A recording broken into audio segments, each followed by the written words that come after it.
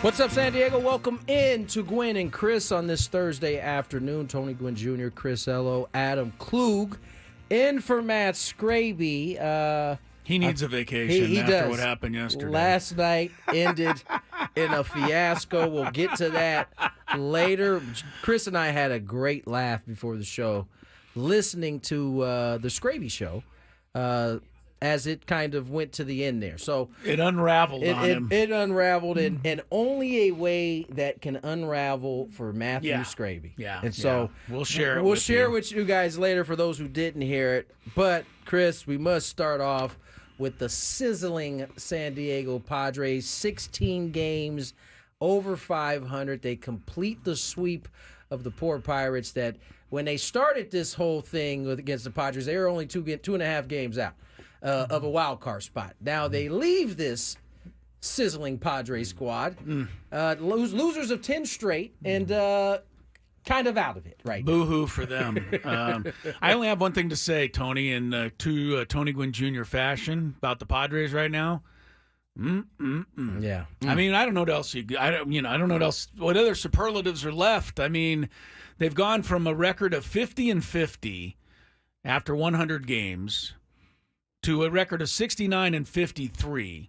Yeah. According to those people who keep these kinds of calculations, Tony, they now have a 95% chance of making the playoffs. And that just increased a little bit a moment ago because the Mets just lost to the A's. So the Padres now are 6.5 games clear of the wild card, which we thought, and it still might, but we thought that the whole wild card was just going to be a mad dash with like 9 teams right down to the final week of the season. Right now, the Padres have a ton of breathing room there, and the Dodgers lost today. So, click on an updated standings in the National League West, and it says 2 games. 2 thin games is all that separates the Dodgers, the Diamondbacks, and the Padres. It's I don't know what else you say about the greatest streak in franchise history, Tony. You've been playing for 55 years. You've never gone 19-3 before, so it's kind of new for all of us. That's what you say, is that it's the greatest streak in That's Padres history. Yeah, it is. How you explain it. And listen, the Padres are just doing a lot of things, if not everything, well right now. And when they don't do something well, it doesn't hurt them. No. And, when the other team doesn't do something well, they take advantage. Yeah, that's been like clockwork for the Padres in this streak. You kick a ground ball, and the Padres are going to put 3 runs on the board. Yeah. That's the way it's been going. And, like I said, because we talked about it all season, that the Padres played the first couple of months of the season with very little room for error. When they didn't play well, they didn't win. When they made base running mistakes or, fielding errors or missed cutoff guys, they couldn't overcome it. Now it's almost like they laugh at it and just go, okay, what do we have to do? I mean, they've come from 5 runs down, 4 runs down, 6 runs down. Even when they lost, one of their 3 losses in this streak was the Oriole game on a Sunday when they almost pulled it out, down 6-0. Another one of the losses was the Ha-Sung Kim home run game that they almost rallied from way behind to beat the Marlins. The only legit loss was the first game of the second half. But in the 19-3 streak, the only legit loss was to the Rockies of all teams, and that's where they got to go tomorrow. And I know everybody's worried about it because the Rockies have given them a bad time, but I think the Padres are past that now. I mean, you look at their record right now, Tony. They're 2 games over 500 against winning teams, this is typical for a good team. But the Padres are crushing the bad teams now. And all of a sudden, they're 14 games over 500 against teams with a losing record. Yeah. And that's where the Rockies fall. So, we'll see. Listen, it is Colorado. So, at the end crazy of the day, things happen. Crazy things happen in that place all the time. And I think we said this the last time they went. You kind of have to put these specific games in its own category because it's Colorado, and that's just what it is. Outside of that, the Padres are rolling right now. They went on that road trip where they didn't have great starting pitching. They had a few good starts on that road trip, but it was largely the offense carrying the load. They come home. And when they got home, everybody called us on Monday and said, Oh, I'm so worried about our pitching. There is no way we can sustain this. Okay, sorry. So they just went out and allowed only 3 runs in the next 3 games. Exactly. So, the chill, everyone. The game that, I mean, I don't want to call it a blowout, but yesterday's game is big because they were able to rest some of those bullpen arms that had pitched in some tight games there. So Padres are moving in the right direction. Now, things can get a little tough from this point, right? Because the Padres will now embark on 18 games in 18 days. Yeah, no days off for 3 weeks. This is, and in that time frame, the Padres will play the Rockies. We know that. They'll have the Twins, good ball club. Good team. The Twins are followed by the Mets, who are the team right now sitting 2.5 out of the last wild card spot. Yeah. So they're and by the way, they swept the Padres back when we went to New York. So they did. Different team, no doubt. Different team, really, both ways. Because quite frankly, the Mets weren't playing great when they swept the Padres. Padres were doing in the midst of their up and downness. They had just had a terrific homestand for the first time, I believe, and then they went on the road and they went 1-6. That was during the stretch when the Padres couldn't touch a left-handed pitcher. That's right. Quintana shut them down, followed by Minaya. Then they went to Philadelphia and they couldn't touch Suarez or Sanchez. And I never thought the Padres were going to score a run against a left-handed pitcher again for a while. Yeah. But they've seemed to straighten all of that out. The thing that I'm most amazed at, I mean, a 19-3 stretch is really, really good in baseball. I think somebody said that it's only happened like 10 times in the last 5 years in all of baseball for any team to go 19-3. So it doesn't happen very often. Maybe twice a year a team gets on a streak like this. So that's rare enough. But the thing that has just amazed me, Tony, day after day after day, is who's getting the job done. And it's never the same person. Different guy. It is. And yesterday, Peralta had the big one on his birthday, by the way. Congratulations and a great way to celebrate. But, Cronenworth came up big.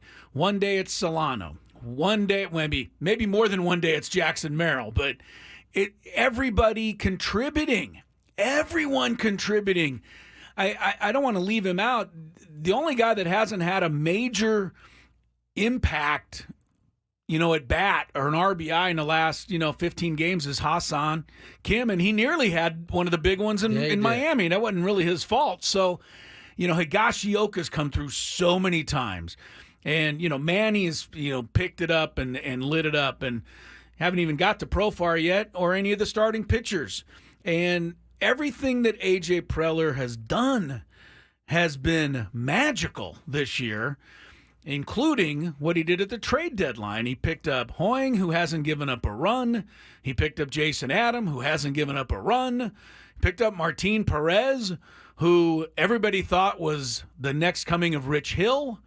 Instead, he's the next coming of, Bob Feller. I don't know. I mean, 18 innings, 4 runs for Martin Perez.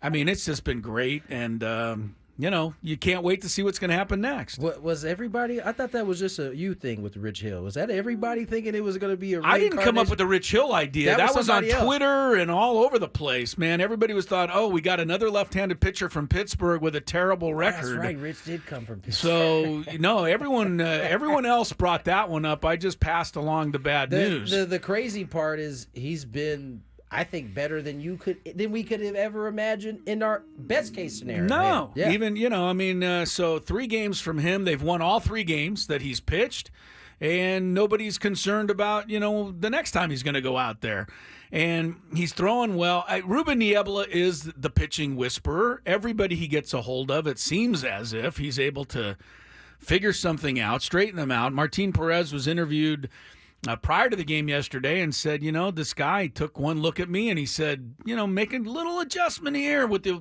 lower part of your body. Do a little, try this, try that. The thing with Ruben Niebla, though, is he is a guy that says, try this. He doesn't say, do this. Yes. He says, try this.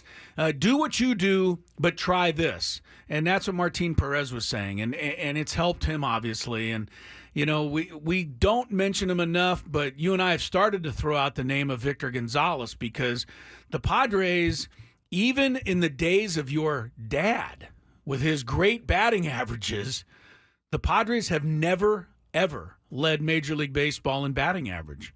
Well, they're leading right now, 265, and they're doing it, Tony, by making contact. They also lead the league in the fewest times striking out. Yep. And these are two things that the analytic people say do not matter. Well, sorry, analytic people. Apparently it matters some because the Padres are having great success with putting the ball in play. And you know what? I may not have been mentioning his name on our show, and shame on me for not doing so. I've certainly made his name as loud as I could on the broadcast. I remember walking into spring training the first day, getting a chance to meet Victor. Victor was a young player on my dad and one of the other teammates in Puerto Rico when my dad was really young, and him and his wife got to know my dad and my mom very well. So much so that I was hearing stories about Victor's wife holding me as a baby.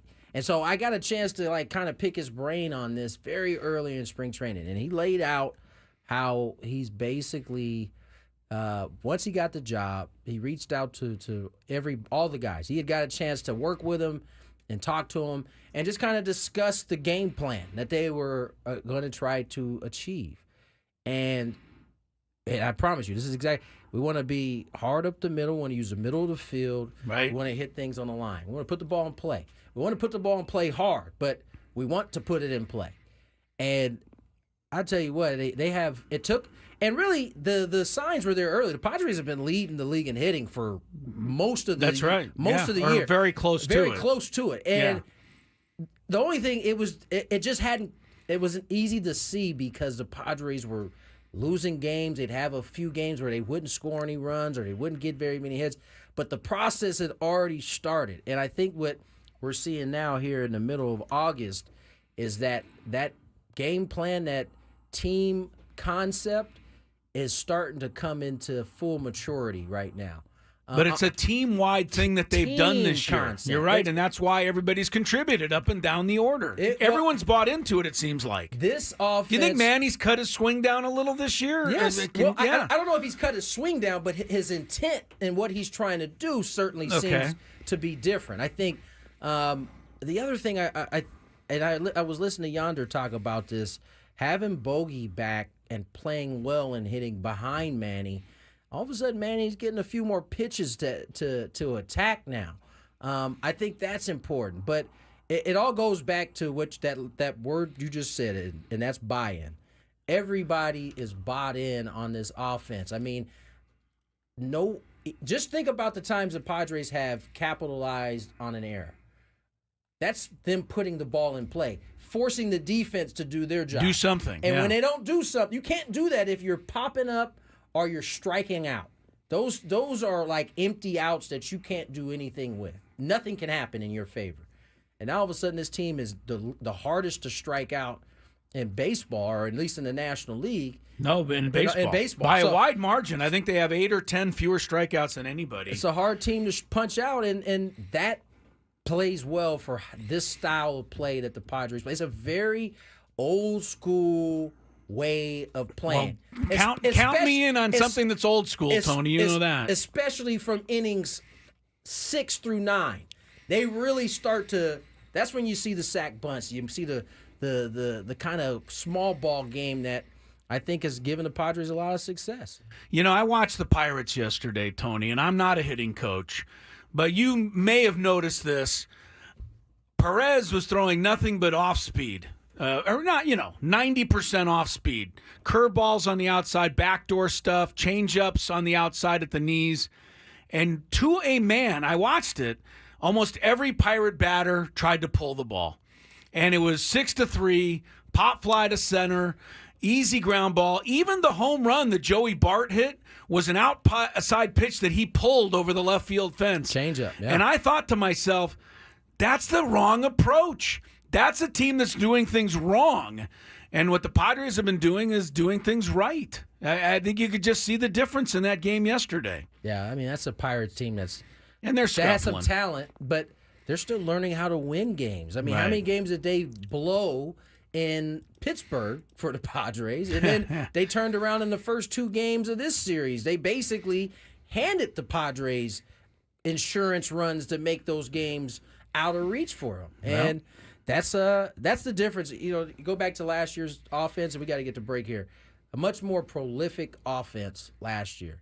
But when you got everybody trying to hit the ball out of the country, it didn't quite line up the way we thought.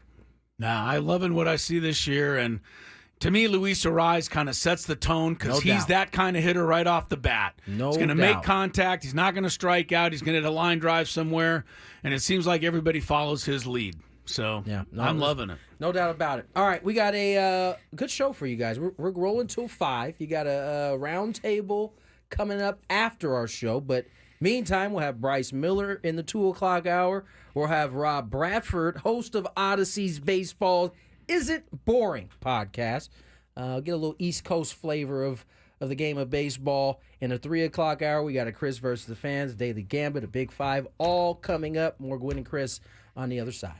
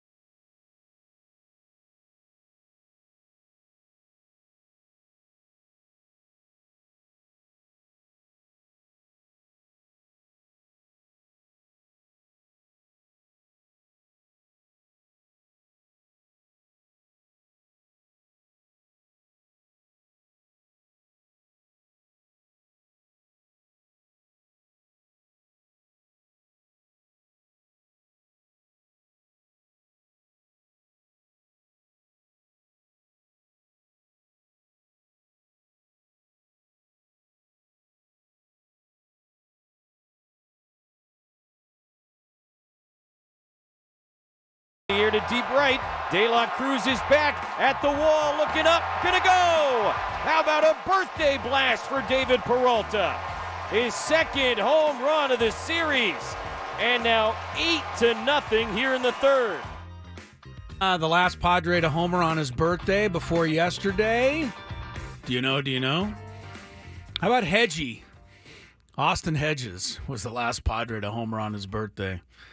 But now it is David Peralta. We welcome you back to Gwynn and Chris. 2:23 is the time. If you just tuned in, we've already got good news for you. Even though the Padres are idle today, the Dodgers let a lead get away in Milwaukee. And the Brew Crew beat them 6-4, so the lead is down to 2 games in the National League West. Not only that, the Padres are only 2 games out of the number 1 seed in the National League. I don't want to get too carried away, but why not? They're only 3.5 out of the first best record in all of baseball. You know what's funny, Chris, is we had a hard time on our roundtable coming up with topics. Yeah. That topic right there, I have a feeling, would set a firestorm off. Do we want the first seed or do we want the bye? Do we want the rest? We see how the other teams have done. I can already hear it. Yeah, it'll probably be on next week's roundtable. But if you want to hear this week's roundtable, stay tuned after this show. It'll be coming up at 5 o'clock today. Ben said it on the roundtable itself. It was tougher to come up with topics because there's nothing to complain about right now if you are the Padres, and they've got the good streak going. All right, couple of quick things. Wanted to mention that we do have the Baseball Isn't Boring podcast guy, Rob Bradford. He's coming up in the 3 o'clock hour, and Bryce Miller in the 2 o'clock hour. We're also going to give you a chance today to win a pair of tickets to see Def Leppard and to see Journey at Petco Park on August 30th. Tickets are on sale now at Ticketmaster.com. If you're interested in those tickets, stay close by. All right, we have 5 minutes here. Sure. The debacle that was Scraby yesterday. Oh, let's get into it. He is not here to defend himself, and he was even better. Maybe Tony says he was due. He actually is not on vacation. He's off to attend his grandfather's funeral. For the next couple of days. So we wish he and the family well. But he had a tough send off yesterday during the Scraby Chronicles.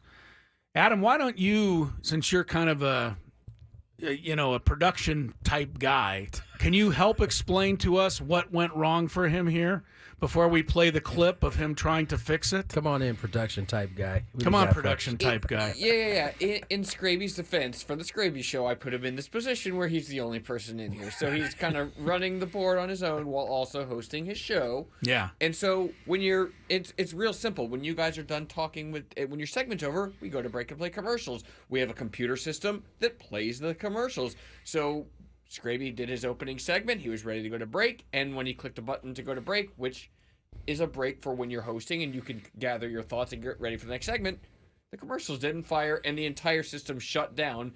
And he's just sitting there like, oh my God, now there's silence. I have to keep talking when I wasn't prepared to keep talking. Yeah. Only Matthew Scraby. Yeah. There was a classic moment in a movie, and I don't remember which crazy movie it was way back in the day, where a weather guy is doing it's a short piece, but the weather guy's doing the weather on the local TV news, and he goes, "That's it, let's go to break." And the TV camera won't go off, and it won't go off of the guy. And he's like trying to figure out where to go. He's trying to get off the stage, but the camera keeps following him, and this is what happened to Scraby yesterday. So here's how he handled it. There's some classic moments in here. All of that is next. You're listening to The Scraby Show. I'm Matt Scraby. Thank you for listening to 97.3 The Fan. Be back shortly. I would be back shortly if the thing will click. See, I'm clicking. I have no idea what's happening. It's not playing any commercials right now. Well, this is just great, everybody. Let me see if I could try to start another one. All right. Well, this is awesome. On the air right now with no help. And there are no commercials to be played. I'm going to text Adam on the air, and then I'll just keep talking because, yeah. Here's the text. Adam, I tried to go to break, and the commercials didn't work. Actually, you know what I'm going to do, everybody? You're getting a real live thing right here. This is real live Matt Scraby. I'm going to have to restart Wide Orbit real quick. So goodbye, Wide Orbit. We're going to continue talking. Let's talk about, let's see here. All right. Let's go into the Darvish I think stuff. it's enough pain for him right there. That's enough pain. Oh, poor guy. Well, just so you know, though, it goes on for quite a bit longer. It took 2 minutes plus for that to finally fix itself, and that's a long time if you don't have anything to say. But I think the classic line there is, well, this is just great. We're going to hear that drop as long as this show exists. We are creating a drop for that, and he's going to have to play it in the future. That's a tough one, man. I mean, I don't know what you do when you're prepared to not talk, and then all of a sudden the bright light is still on you. That's a tough one. Scraby. Well, this is just great, everybody. Scraby's a jewel, man. I love that guy. He is the best. Just great, everybody. Yeah, we're going to hear that a few times in the next few weeks. Oh, my goodness. Man. Poor guy. By the way, we do have Adam in here today, and he's lucky that I'm talking to him, Tony, at all. Why is that? After his son called me out the other night in a beautiful moment of I heard about a young child just being honest. And what happened was I got to the game Tuesday night. I think it was Monday night. Yeah, Monday night. And I was checking in there at the media gate, and they're scanning my credential. And I hear from behind me, hey, look, it's Chris Ello. And I turn around to see who this is. And it was Adam Klug, our boss. And he's standing there with his young son, Ethan, who is 7. And Ethan's got his Padre hat on. He's ready to go. And I get finished checking my credential, and Adam says, yeah, this is Chris Ello. He's a big-time guy. And Ethan looks up at me and goes, are you on the Gwyn and Chris show? That will put you in your place right away. Wait, what? Where's the? Well, he didn't know who I was. I mean, he knew I was somebody, but he didn't make the connection that I was the Chris. Ello. He didn't make the connection that I was the Chris from the Gwyn and Chris. Oh, he didn't make the connection. He didn't make the Okay, connection. okay. Yeah, he missed the connection. I didn't tell the story very good. Sorry He about knew that we worked together. I said, it's Chris Ello. He knows your name, and he goes, are you on Gwyn and Chris? Yeah. To which Chris says, I am the Chris of them. I am the guy. I am the guy. But that reminds you very quickly, you are just a guy, and especially in the mind of a young 7-year-old. So that was good, Adam. But I also see, Adam, that you didn't take Tony and I's advice from the last time you worked the show with us. You've shaved your head. I have shaved my head. Dude, can we get the college fro back? Please? We're asking for the college. We're asking just for some hair at all, since you're capable of growing it. You did not follow our advice. I did. It could be a playoff fro, man. What we doing? I did ask my wife if she thought I should grow my hair out. Oh boy, She said no. that was the end She of says that up to idea. me. Do we do the playoff haircut thing? Did she say it was up to you? We Did she can't really do it. say it was up to you, or did she say it was up to you, but I wouldn't do it if I were you? Well, I told my wife that I was thinking of growing out the fro again, and her response was, Well, this is just great, everybody. Good call, right? Understand how you arrived at the decision you arrived at. Yeah, then. me too. All right, Bryce Miller, the outstanding columnist from the San Diego Union Tribune, to try to make some sense of this incredible Padre hot streak. We'll talk about that and other things San Diego with him when we come back on Gwyn and Chris.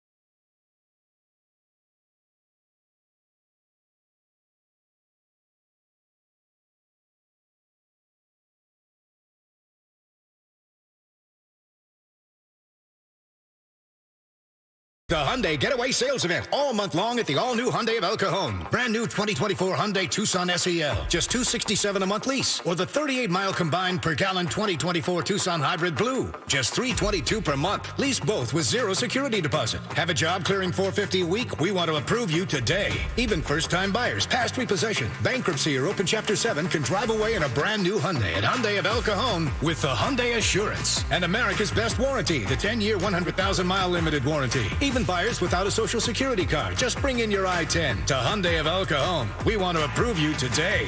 Plus, get up to 120% over fair market value. Drive a brand new Hyundai with 0% financing for 60 months. Hyundai of El Cajon.com.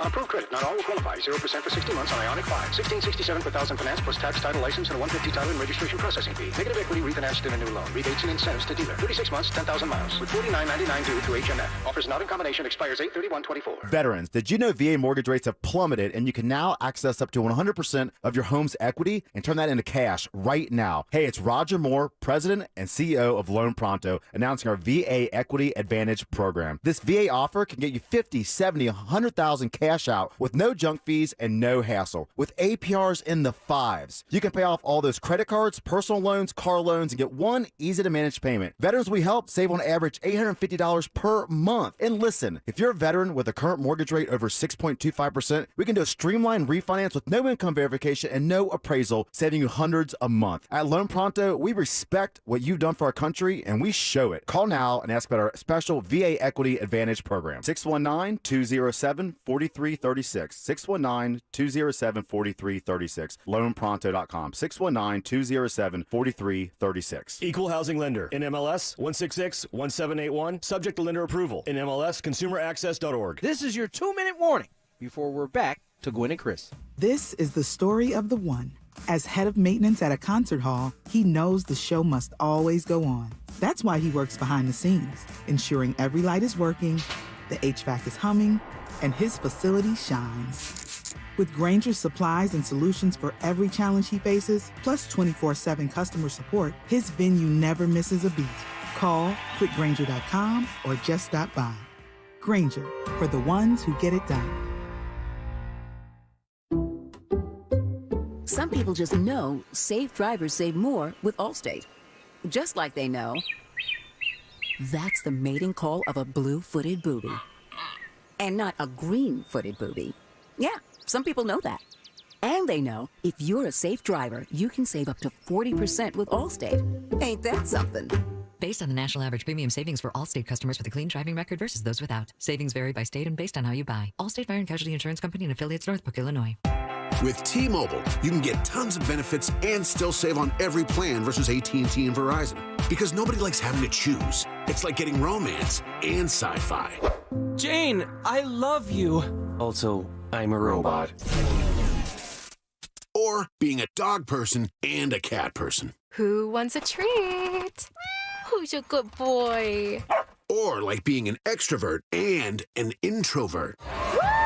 This is so fun! I can't wait to go home. At T-Mobile, you don't have to choose. You can get the benefits you want and still save on every plan versus AT&T and Verizon. See how much you can save with our savings calculator at T-Mobile.com/switch. Plus, when you switch, you can keep your phone, and we'll pay it off up to $800. Via virtual prepaid card in 15 days. Qualifying unlocked device, credit, service, and timely redemption required. Card has no cash access and expires in 6 months. See T-Mobile.com.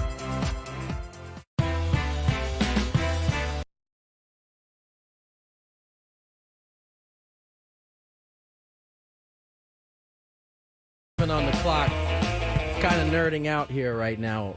MLB Network is on, and I don't know if you guys have caught that clip that they put out of Greg Maddux and Barry Bonds. They handed them separate iPads in different destinations, and they're looking at the same at bat, and it just gives me chills like thinking about it. It just goes into Barry Bonds is talking about what he thinks Maddux is thinking, and Maddux is talking about what he thinks Barry Bonds is thinking. And poor Greg Maddux, who is one of the best pitchers of all time. It's almost as if Barry is in his head. Even this was 2003, I think it was, or 2002. So, however many years it is, my math is 22 years later. Yeah, they can both remember the at bat. They both remember it at bat, and Barry is in Greg's head. it is amazing the sequence, and Barry ends up taking him deep in that. I got to say, particular Maddox is a hell of a guy for agreeing to do this when the at-bat ends with a home run off of him. That was very nice of him to do. No doubt about it. All right, Bryce Miller is ready and available of the UT. Bryce, welcome to Gwynn and Chris once again. Thanks for coming on. Yeah, that's me, ready and available. That's my motto. Well, hey, Mike Schilt may call on you. You know, if you say ready and available. Bryce. Yeah, I am not available for high leverage situations. Fair enough. Fair enough. Padres playing perhaps the best baseball of the season, sitting atop the wild card standings. Now only 2 games out of the National League West. They're getting ready to take on 18 games in 18 days, but let's put that aside for a sec. I mean, what has, opened your eyes in this run the Padres have been on? I think it's just how they've gotten everything in the engine to fire at the same time. I think the issue last year, as disappointing as last season was for Padres fans, there were moments when the offense was there. There were moments when the pitching was there, but it was never there at the same time, At least never for a sustained period. And now they've shown that both those things can be true. They can get pitching. They can create enough offense when they do. And now we finally get a glimpse of what this might look like when all those things happen at once. I mean, it's silly to try to say somebody waved a magic wand over it. Dylan Cease is part of that magic wand. Luis Arraez is part of that magic wand. The pickups, Donovan Solano has been a fantastic pickup by AJ Preller. You can go down the list of the things that you might call like catalysts that have helped trigger or maybe sustain things. But just the fact that this is what this team can look like when all those things happen at the same time. Bryce Miller, San Diego Union Tribune columnist, has been writing about mediocre baseball for years. Now, all of a sudden, we're writing about a team that is on an incredible run right now. Who do you think we should give most of the credit to right now? I mean, is it an AJ Preller thing where everything he's done is magical, or is this the same team that Mike Schilt had all year, but he just did a great job of setting them up for this run? I guess I'm going to assume that it's a little of everybody when you're going this good. Yeah, I don't know.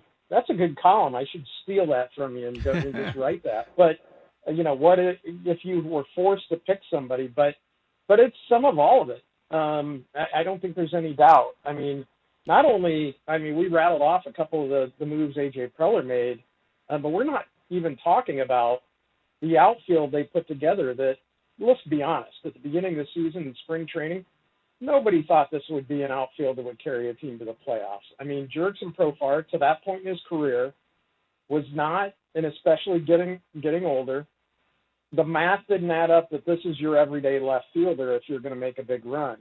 And then all he does is becomes an all-star for the first time in his 10 or 11 seasons in the big leagues. Everybody thought you can't put a 20-year-old in a premium position like center field or, Jackson Marill, a guy that's never played AAA baseball, barely played AA baseball, and expect to win. And you can't line up those two guys next to each other. But he went out and got Profar, who was out of the market and available very late in the cycle. Lots of teams could have picked up Jurickson Profar. And they found, lightning in a bottle there in both those cases. And then, as we talked about, you had Cease, you had Arraez. The pieces that he's assembled, somebody asked me the other day, and I had to say, all those criticisms over the years, and I was in that line too. And if you think those were deserved, I think the credit for AJ Preller is deserved right now too. You can't have it one way or the other. This is a finish line business, so they still have to do something in the postseason. They got to get there, which now, because of the post All-Star break run, it looks like that's going to happen. And you still got to do something. But you also can't ignore, to your point, Chris, what Mike Schilt has done. We've all made fun of or most of us have made fun of, and I'm grouping myself in the everything's rosy, the sky is blue, and you're in the right city for that if you're going to have the sky is always blue mentality, because it generally is. But he has been so even-keeled and not allowed this team to get too low when they seem just stuck at 500. The needle was stuck there. That the way he's managed this team has got to be a part of it. And then what Jurickson Profar has done, what Jackson Marill has done. I don't think you can pinpoint one person, and that's the way you become a team that's playing like this. It's not one person who does it. Bryce Miller joins us here, Gwynn and Chris. And Bryce, that's AJ. Let's talk about the manager, because he walked into a unique situation, right? He was a part of the organization but wasn't necessarily on the staff. He filled in at certain times. I mean, that had to be kind of a cheat code in some ways, as opposed to what Bob Melvin walked into, not really knowing anybody in the organization. Mike Shildt kind of had a little bit of a head start in that situation. What about the job that he's done, not only on the field, but kind of managing within that clubhouse as well? You raise a really good point that I don't think a lot of people have raised.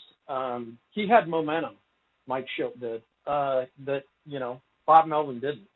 I'm still not convinced Bob Melvin's a bad manager. His track record says he's not. His track record says the opposite, especially in some of the markets he won in. But the value of, we learned later that he worked, away from the spotlight with Tatis as he was going through surgeries and things. So he had a relationship with Fernando before he got this job. And that extends across the organization in all kinds of places. But people forget, too, all he did in St. Louis was win. I mean, historically, in some moments, that win streak they had at the end of the season, that was a front office dust-up that led to that separation. It wasn't because Mike Shildt wasn't winning baseball games. They were in the playoffs every season, so look at that track record, too. But I think it's an excellent point that he had momentum, unique momentum that not a lot of managers have when they take a position like this. Bryce, you talked about Jackson Marill, and it's pretty hard not to talk about him. Almost to the point of where we could be overdoing it here. It's the middle of August, and we're trying to give him the award. But I thought you had an interesting sit-down with Fred Lynn. I mean, this guy's one of the great center fielders. Won a Rookie of the Year, was an MVP that same year. And I think he had a pretty good perspective on Jackson Marill. But he seemed as amazed as everybody that Jackson Merrill's been able to do what he's done, and then to, on top of it, put together this incredible streak over the last week of game-tying home runs and defensive saving catches. Yeah, one of my takeaways, it was just great to sit down for an hour and a half and talk baseball. We just grabbed breakfast up in Carlsbad and talked a lot about Marill, but baseball in general. He was more impressed easily by what he's done defensively. The offensive numbers are what people talk about with Jackson Marill and comparing OPS and there's a million ways to slice and dice his offensive numbers and be impressed by that. But he's like, I played center field across this league, and we've played more division games. So we're playing in places we're more familiar with. He's a rookie. Every park he's going to is new. Every bounce off a wall is new. Every way the wind is swirling, in this park or that park is new. The guys he's playing next to are new. He goes, he's drinking out of a fire hose defensively. He goes, I was a great defender. I could write a book about playing center field. And to see what he has done, the confidence and the skill level, and not playing that position ever before, that's what blows his mind. And he's absolutely right. That's the trickiest part of that. If a guy can hit, that can translate across moves. It's still impressive that he comes up to the big leagues without playing AAA and hits like he's hitting. But that can happen. But what he's done to just, crash course on playing center field at the big league level is what Fred Lynn told me is one that he scratches his head about and is most impressed by. And I get his point because it's pretty incredible. It starts with his confidence, as you mentioned, Bryce. And believe it or not, as good as he's been, he's got like a big gap in terms of how good he can actually be in that spot. So we'll have to wait and see in terms of if that's going to be his permanent position moving forward.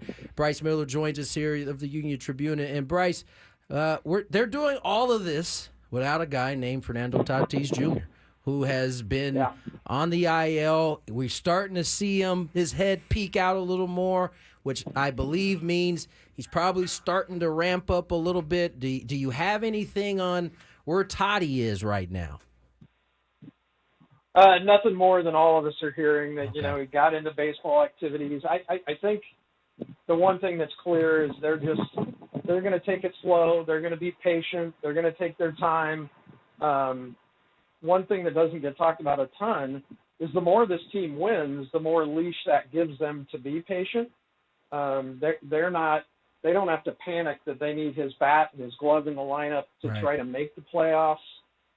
They just need him to arrive when he's ready to arrive in the best shape he can be in to get him into October and through October. But there's no doubt you add him back in the lineup. It's not just that you put a platinum glove guy in right field, but his ability to lengthen the lineup, hit for power. But now look at the depth of that bench. Now David Peralta's a bench piece more consistently. We talked about Solano. You start going down the list. Tyler Wade has been enough of what you need him to be. Bryce Johnson has shown flashes. Now that's a really good playoff level bench because you just got deeper, not just offensively 1 through 9, but you got deeper in all kinds of ways in terms of holes and plugging in pieces and if guys get hurt. So he does a lot more than just putting him back in the lineup. He does something broader for this team. And so, whenever he's ready to play, that's going to be a huge addition. I don't think there's any doubt about that. Bryce, Tony and I were talking a little bit ago, and Tony said, I shouldn't open this can of worms, but now I'm going to. The Padres are now only 2 games behind the Dodgers. We've seen what has happened to the Dodgers every year they win the division and then have to rest. Should we honestly be thinking about trying not to win this division, Bryce? I mean, we've been trying to beat the Dodgers. We've been trying to beat the Dodgers for 30 years. It seems like now they've got a chance to beat them. Please don't have people call me and say, "Oh, we got to not win the division," right? That is one of the most insane things I've ever heard. That's Good. Thank you. The most classic overthink that I could come up with. Of course you want to win a division because of what it says, what it means. One of the narratives is, the Padres might make the playoffs, but, they don't win the division. The Dodgers win the division. Well, that doesn't change until you change it. And then not only that, but you give yourself a little bit of rest. I know some have argued that rest doesn't help teams. Some teams want to keep playing. Some players like to have the momentum, stay in rhythm. But I don't get that thinking at all. If there's a chance to win this division, you do it because it's meaningful. Bryce, last one from me. I mean, obviously this bullpen has been shored up pretty strong. Joe Musgrove made his start back. There's kind of been some, at least reports that Yu Darvish is starting to throw. And then the thing that is being talked about a little bit in Ken Rosenthal's article is this waiver wire. There's going to be some teams, it sounds like, that are going to dump some players onto the waiver wire. The Rangers are the team that I think a lot of people are circling. They got some pieces there. I mean, this is something that's been going on in the game of baseball for a very, very long time. Some people now are saying maybe there's a rule change in order. What's your thoughts? Yeah, it's hard to know with the waiver wire. I've heard the Evaldi thing too. I think one of the things the Padres have done such a good job is just pay attention to your own business. Yeah. Pay attention to what you deal with, what you have under your control every day. Don't worry if they were going to worry about pickups, they could have folded the tent when the Dodgers got Ohtani. I mean, the whole league could have. I mean, if that's how that thinking, is supposed to go, if you start to worry about what other teams are doing, I think the biggest, most powerful thing about this team is that they are a team. They have a bench. They have varied pieces. They have, a much, much better bullpen relief staff in terms of, what they can do from the sixth inning on.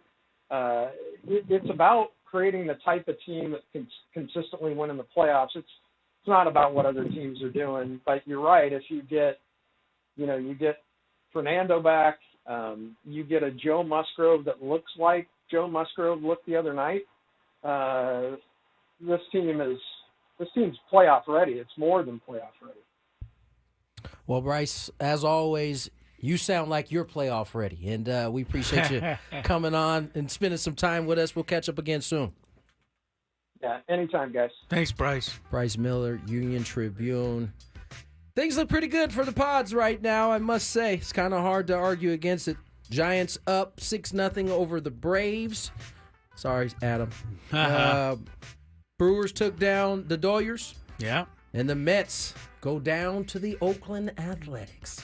Even the scoreboard's being kind now. Shout out to Mark Kotze, Hayes manager, getting it done. All right, winning any games, man. That guy should be manager of the year. No kidding. Let's get to break. Daily Gambit on the other side.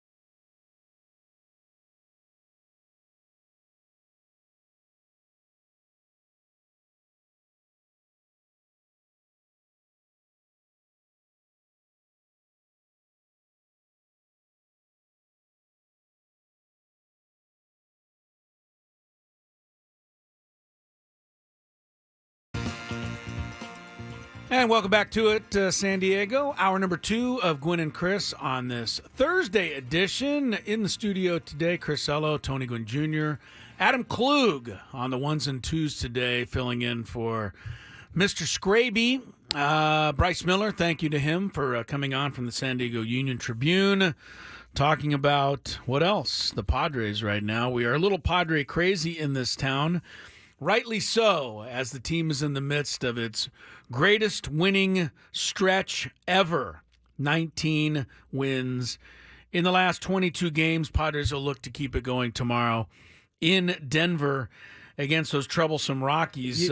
Real quick, that makes me think about the many combinations you can have throughout the course of 162 games that gets you a streak like this. I mean, the Padres, I think, record in wins is that 98 team. They had, with 98. 98 wins. Right. They never got to that mark, right? No. They had probably one of the worst Septembers of any team, yet they still got the 98 wins. And it just goes to show you why they call it a marathon. You can have a run of 19-3 as this team has done. Right. And, still be sitting pretty. You cannot have a run like that and be one of the best teams in the league, depending on the year, Well, just to underscore that point, Tony, I believe the Padres' all-time record for longest winning streak in franchise history is 14 in a row, and I believe it came in a season in which they finished in last place right. in the division.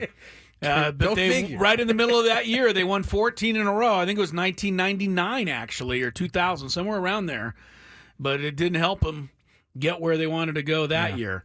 But this streak does seem like it's going to help them. People who figure those kind of things out say the Padres are a 95% shot now. I'm not going to lie. To make the playoffs. I really hate hearing the percentage. I know you don't want to hear it. Because it just seems you lose 3 in a row, it's going to go to 85. Right. So it really doesn't mean a hill of beans. It means nothing. It really doesn't. But here's what means something. Dodgers lost again today, blowing a lead in Milwaukee. So the deficit in the division is 2 games. Diamondbacks are idle today, so both the Padres and Diamondbacks are 2 back of the Dodgers. And the Mets lost today, so if you're keeping track, the Padres are currently 6.5 games clear of a wild card spot. That is not something any of us could have imagined 3 weeks ago.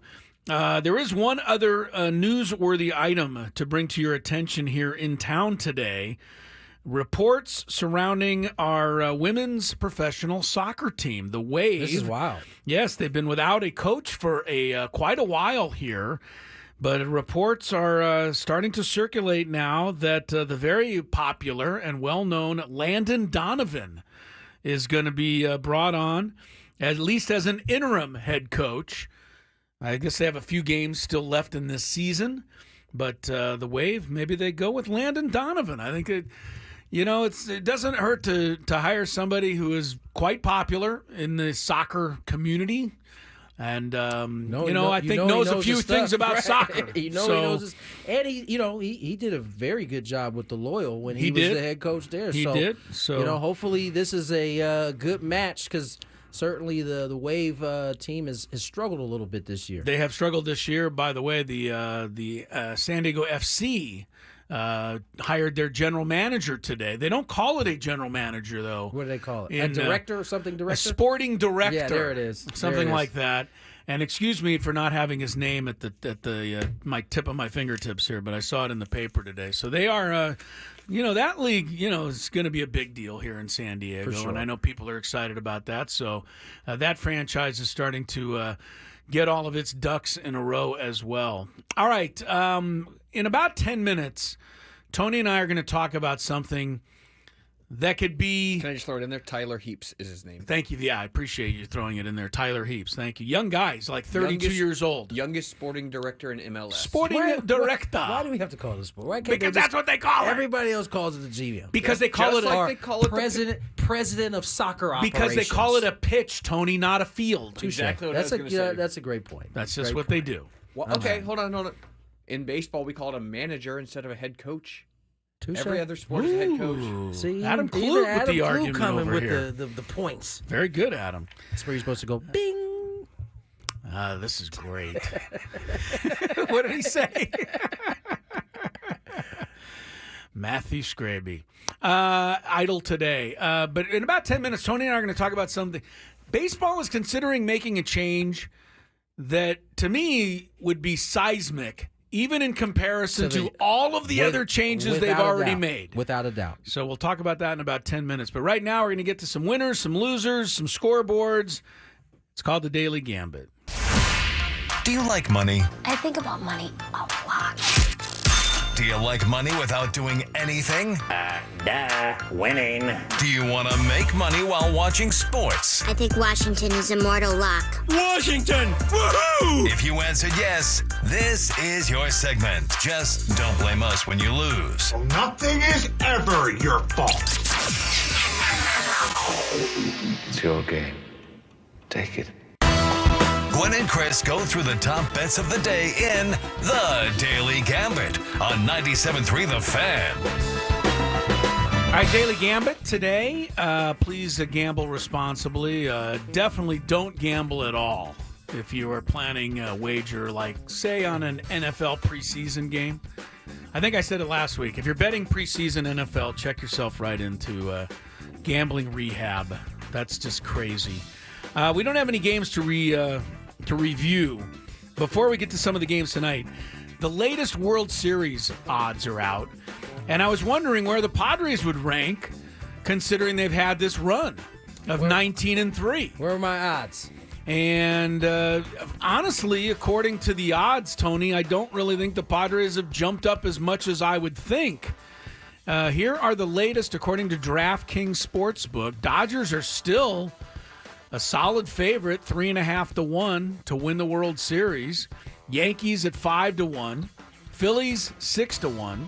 Orioles 8-1. Still, Astros and Guardians 10-1.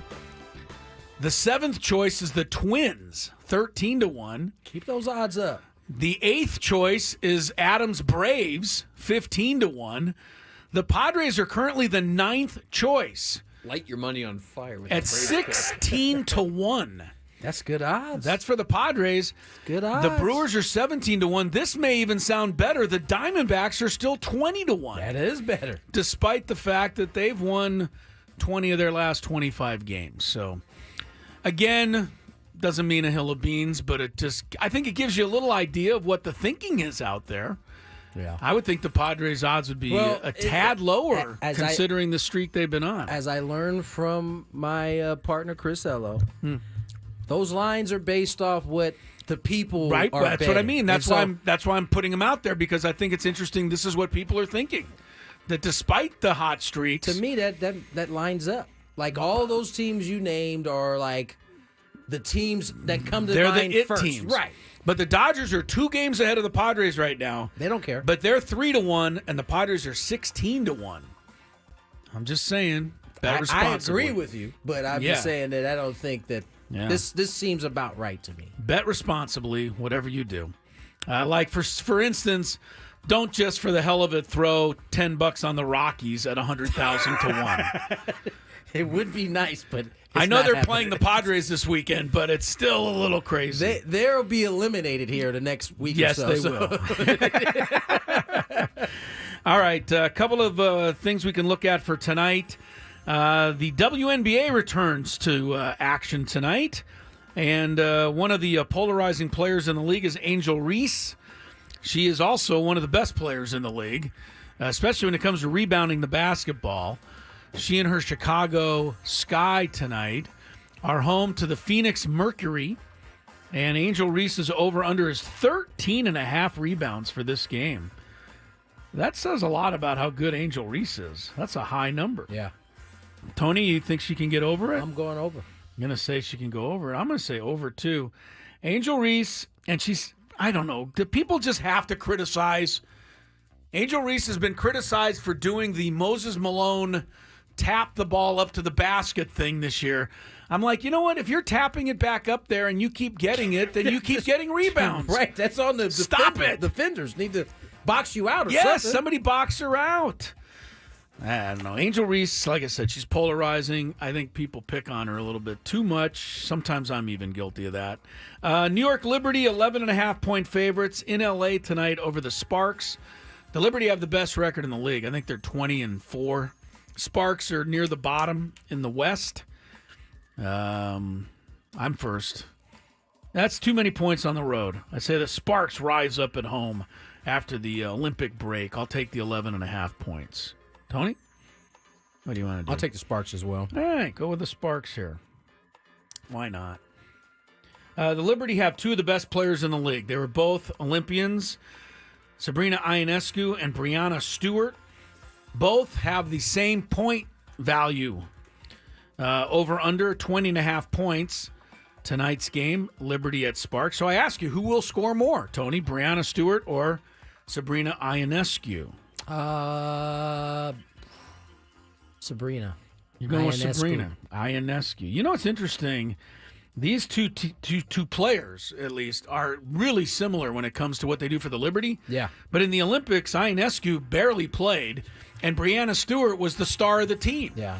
Just goes to show you in different situations. It's no different than the men's side, right? Everybody's heads popping off because Tatum got benched a couple times, but then you look on the court, who you taking off at that point? It's just there's levels to it. Yeah, I'll take Brianna Stewart in this instance. All right, a couple of quick baseball ones. The Minnesota Twins tonight, who are coming to town next week.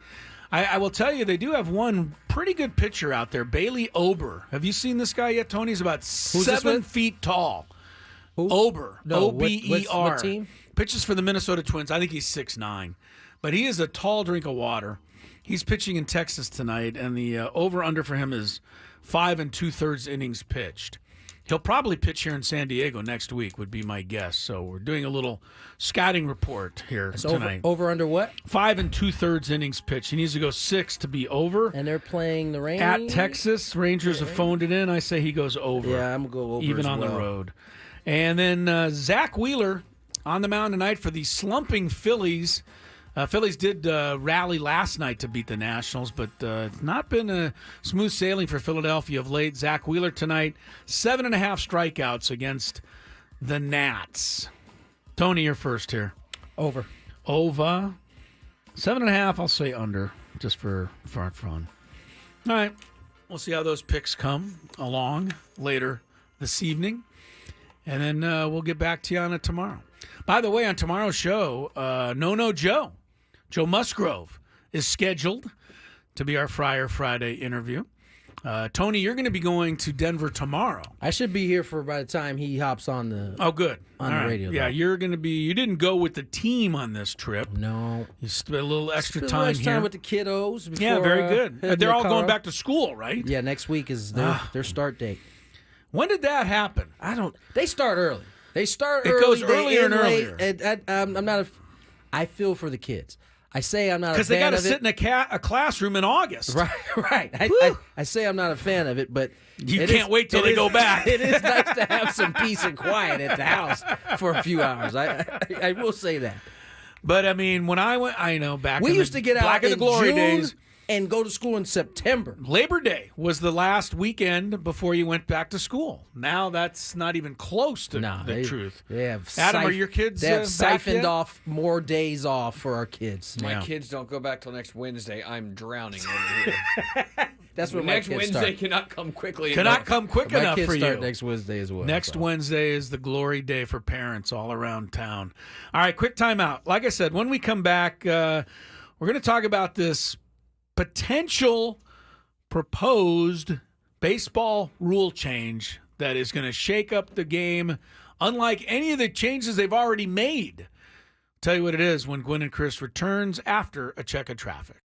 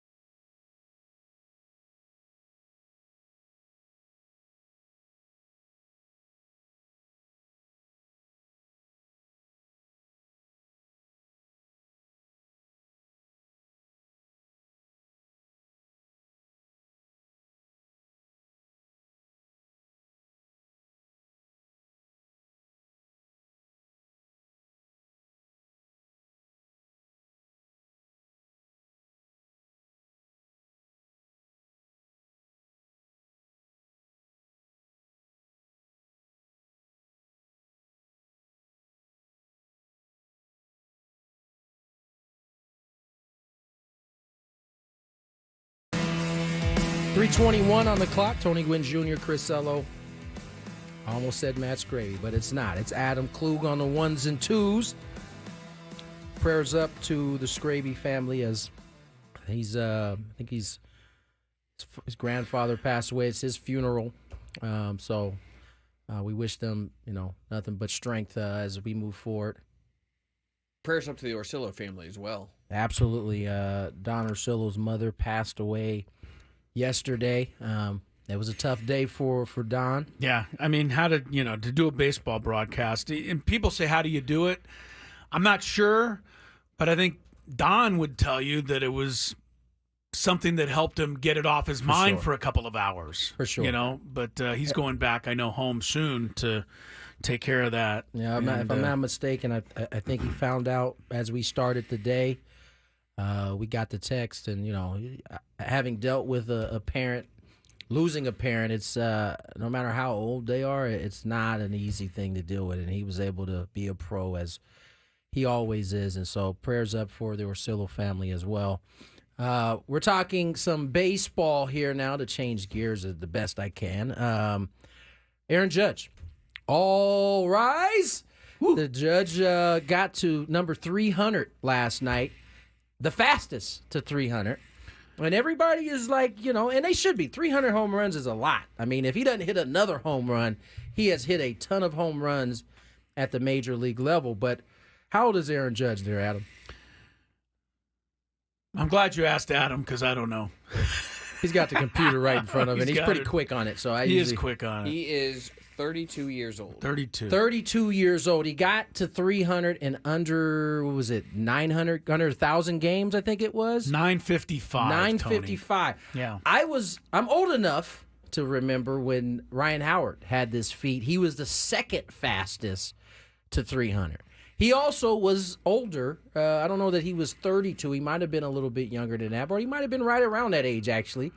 And I bring it up to say, as great as this feat is, this game, when it comes to those type of numbers, is often about longevity and how long you can produce at that level as you get older. Longevity is an interesting word because most people think about it like how late into your career you can play, but it also takes into account how early you began, and Aaron Judge kind of reached the bigs later. He got there a little bit. That is the one tough thing about being a Yankee. A lot of times is they have the money to bring in and whoever they want, and a lot of times in the past they have really done that. They use the free agent market and their prospects to be a better team, and it's worked for them.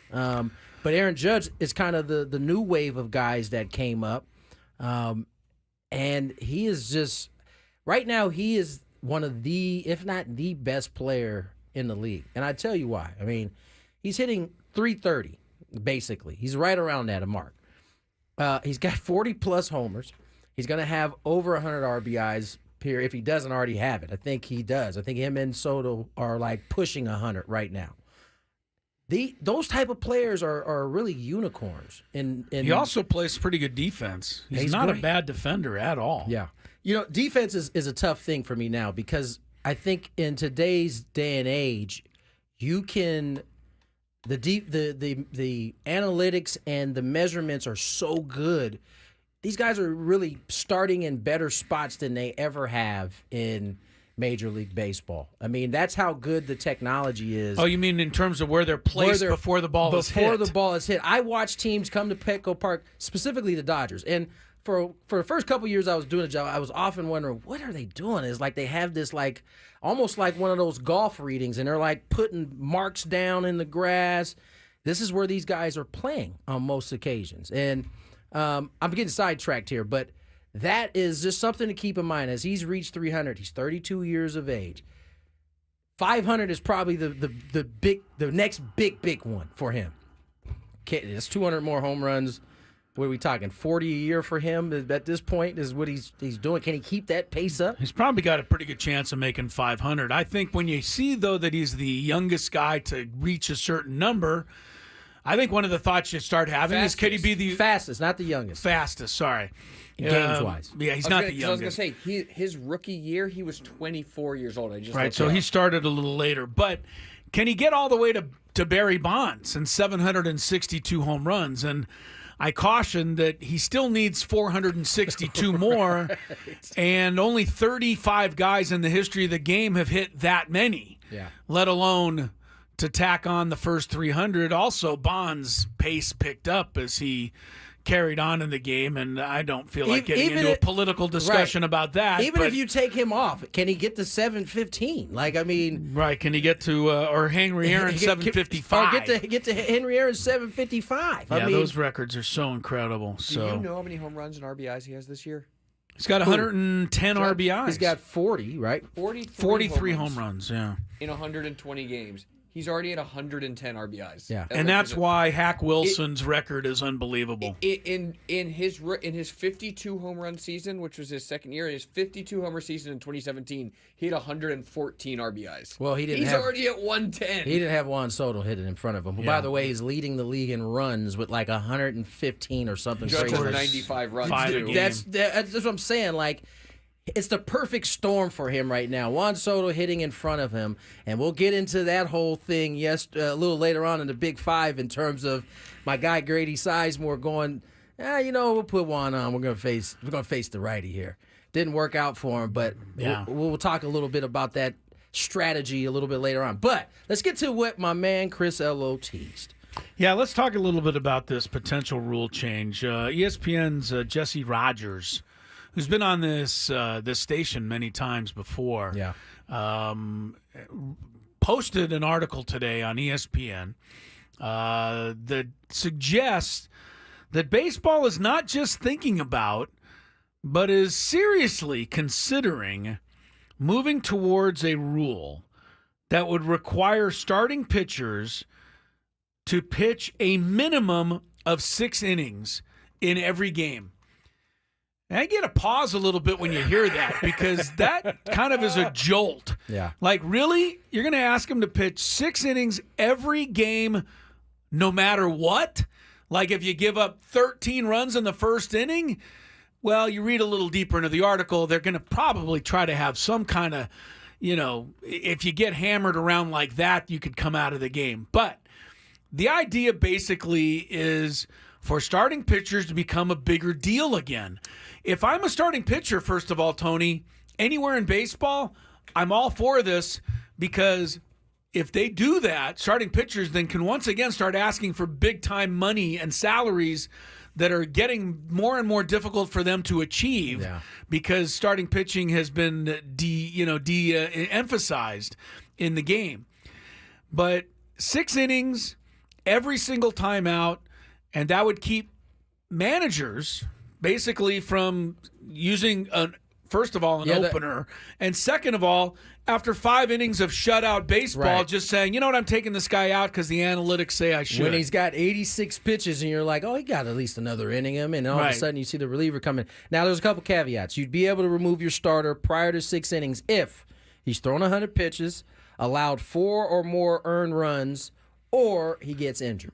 Oh, you mean if you wouldn't have to pitch 6 innings if his arm is hanging by his side? Right. Sorry, I can't help you. And I find it, and listen, I don't know, Jesse Rogers obviously put this story up today, but it comes on the heels of what was probably one of the better pitching duels of the season with Blake Snell and Chris Sale going at it. Blake had a no-no through 7. Chris Sale ended up winning that game and out-pitching Blake Snell. And that used to be how Major League Baseball promoted the game. It was such and such starting pitcher versus such and such starting pitcher. You don't want to miss it. Sunday night baseball. I can't tell you how many times I had to pay attention to a Tom Seaver versus Bob Gibson. I'm going back too far, but even in the 80s, if it was Brett Saber or Dwight Gooden. Yeah. I mean, stop it. I thought I was going to get a day off from that. Nope. But, if Dwight Gooden pitched, like, you stopped what you were doing to follow his performance in the 80s because he was that dominant. Right. Pedro in the 90s, Randy Johnson. Pedro Maddox, versus Greg Maddox, right. Now, even the best pitcher in baseball still could very easily be out of the game in the 6th inning. You don't have anybody that goes, 7, 8 innings consistently anymore. So baseball's trying to get that done. What do you think, Tony? Is there any chance this happens? Yeah, I think You there's a think it chance could that- happen? I think there's a drumbeat about the offense being down. There is clearly something in the water. And what you're saying to that is too many relievers too early in games make it harder to score runs. No doubt. No doubt. I think that's been proven over time. The other thing is these injuries. They are piling up at an obnoxious number right now. I mean, this year alone, you're missing some of the marquee a ton of them arms because of injury. And we talk about it a lot. Redlining and Max. And at this point, I had a long conversation with Max Scherzer when we were in Texas. Guys aren't going to like throttle back now. That as you like to say, the toothpaste is out of the tube on that. Right. But I think a rule like this has so many implications in terms of how guys are training anymore at this point. I was talking to Jesse about it before the game yesterday. Very rarely, there was a time when you show up to the park as early as I do, whoever was the starting pitcher, if the weather permitted and it wasn't like 100+ degrees, they'd be out there just running foul pole to foul pole. You don't see that anymore. No. And I think that is part of the things that you could see change if this rule is put in place. The 200 inning thing is like it's like the big number now. Yeah. But Nolan Ryan and those guys went 380. They were blowing through in it. innings. And so I think ultimately there's two things. You want to be able to promote the game in a different way, but I think just as important, they want some offense to be involved in this game again. Yeah. Here's one of the things that they're going to have to do. Real quick, Oh, I don't put that all on the pitchers in terms of the offense. I think the hitters have to kind of be willing to give up something a little bit, which to this point they haven't been able to do. One of the things they're going to have to do if they're going to put the 6-inning rule in is immediately change the rule in the minor leagues and start having guys go 6 innings. And here's why I bring this up. According to Jesse Rogers and Stats and Information, Major League starters average 5.2 innings per start. So they average less than 6. But in AAA, starters only average 4 1/3 innings per start. That's the average in the minor leagues. So that tells me that absolutely nobody is coming up to the big leagues built up to pitch 6 or 7 innings. I think we've got to, and this is across all sports, right? Because there was a time where we got to a point where we started understanding how much value rest had in terms of athletes. But I think, as we often do in a lot of things that happen in life, the pendulum has swung too far.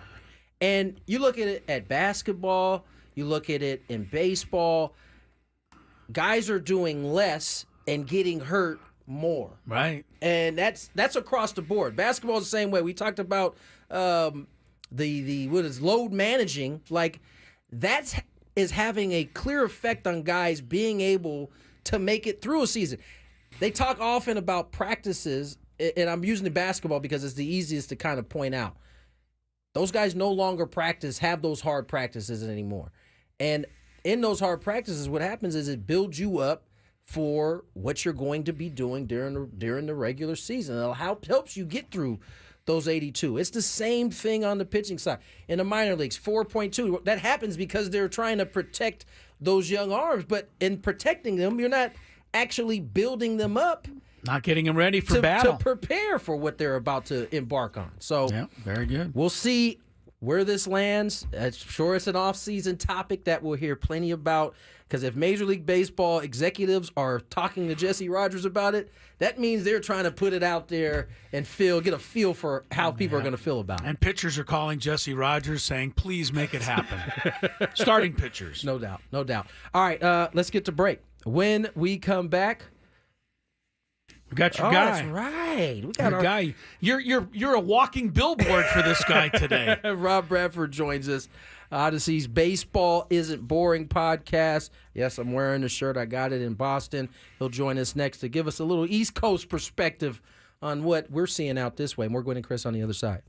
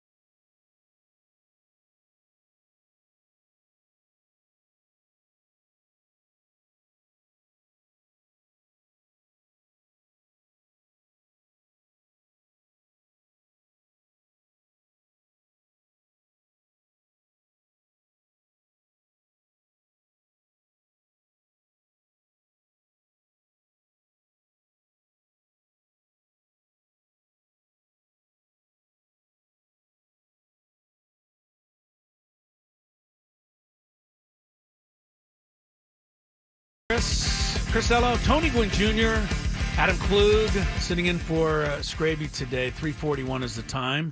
We'll be here till 5 o'clock. Before then, we'll not only play a little Chris versus the Fans, we'll also give you a chance to win a pair of tickets to see Def Leppard and Journey coming up at Petco Park on August 30th. So stay tuned for that.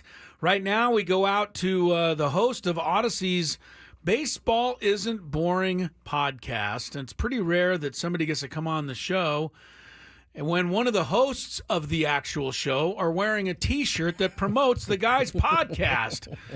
But Rob Bradford, that is the case today with Tony Gwynn Jr. He has your T-shirt on. But before I go to that, I'm sorry, I have to check a quick thing of traffic. Adam's giving me the signal. Sorry, Rob. From the 97.3 The Fan Traffic Center, here's Kelly Danick. Got a few crashes to mention here. Eastbound side of the 8 near College, accident blocking the 2 right lanes. We still have this crash on westbound 8 right before the 67. That's over to the right shoulder. Cordell and Cordell traffic cam shows a crash on southbound 15 right before the 52. It's over the right shoulder. And in the North County, westbound 56 past Carmel Valley Road. 2-car collision over the right shoulder. I'm Kelly Danick with Gwyn and Chris, San Diego's #1 sports station, 97.3 The Fan. All right, Rob, we gave you that just in case you jump in a car here in Southern California. You'll be prepared. Rob, first off, could you give me Kelly's address? I want to send her a T-shirt. So yeah, got everybody. You want everybody in the show to have a T-shirt on for sure. Rob Bradford, the Baseball Isn't Boring podcast, and I tell you one thing, Rob, baseball's not been boring out here of late. Obviously, Padre fans are incredibly excited. I know you're back there at our sister station, WEEI in Boston, but I'd imagine a 19-3 streak has kind of got the attention of everybody around baseball right now. Listen, it is not boring to be in Arizona or San Diego right now, right? I mean, Yeah. I think this is so awesome for baseball. It really is. You look at what's happened in the National League West. And it's not just the Dodgers just mailing it in and then landing with a 10-game lead at the end of the day. No, I mean, you actually have a race out there because of these two teams, including the Padres. And then you look at the NL West East, it's the same thing. I think that we saw it last year where there's some surprising teams pop up, like the Miami Marlins and even Pittsburgh for a little bit. I think the difference here is, guys, and you can tell me if you don't agree, but I've looked at it the other day, and I told Kenley Jansen this. I said, there's 16 teams. I could make a case for winning the World Series. And I'll tell you what, the Padres are definitely in the upper tier of that 16 teams right now. Yeah, there's no doubt. There seems to be a ton of parity. I mean, this is what Major League Baseball has really been searching for quite some time. And this is the first year it feels like it's kind of coming together in a real way. Robert, let me ask you, because you saw this Padre ball club up close and personal. They came to Boston. They took 2 or 3. I mean, what were your impressions watching this team play? Well, first of all, I'm going to tell you something you guys already know. Jackson Marill is a special player. I find Jackson Marill fascinating because that 2021 draft was fascinating. And not only for baseball, but really for the Padres because of the James Wood. You get James Wood right after him. And Marill was a guy, 21 overall in a draft that was loaded full of high school shortstops. And a lot of those high school shortstops are still trying to find their way. You have Marcelo Meyer, Jordan Lawler. Matt McClain wasn't a high school shortstop, but he made it to the major leagues. There was a lot of shortstops in that draft. And then here's Marill, who, as you guys know, not only switched positions, but had to switch positions upon switching positions after spring training. So this guy, to answer your question, what a dynamic player he has been and continues to be. Over 1,000 OPS in the last couple of weeks in August. So he continues to do what he's doing. And then, I look at it this way, guys, is that it's all going to come down to who can line up their top-tier starters. And I think that the Padres, what Dylan Cease has been doing, I know he had a little bit of a hiccup the other day, but what Dylan Cease has been doing, you look at King, you look at what he's been doing, you look at Martin Perez. I've seen the good Martin Perez. I mean, it's not always the good Martin Perez, but the good run of Martin Perez is a really, really impactful thing for a team. So, I would, for all those reasons, I would put the Padres at the top, like I said, top tier of these teams that are vying for the World Series. Rob Bradford is the host of Odyssey's Baseball Isn't Boring podcast, and you're on the East Coast, so I'm going to just attach to you, unfortunately, some East Coast bias here, Rob, because we all really think it exists out here.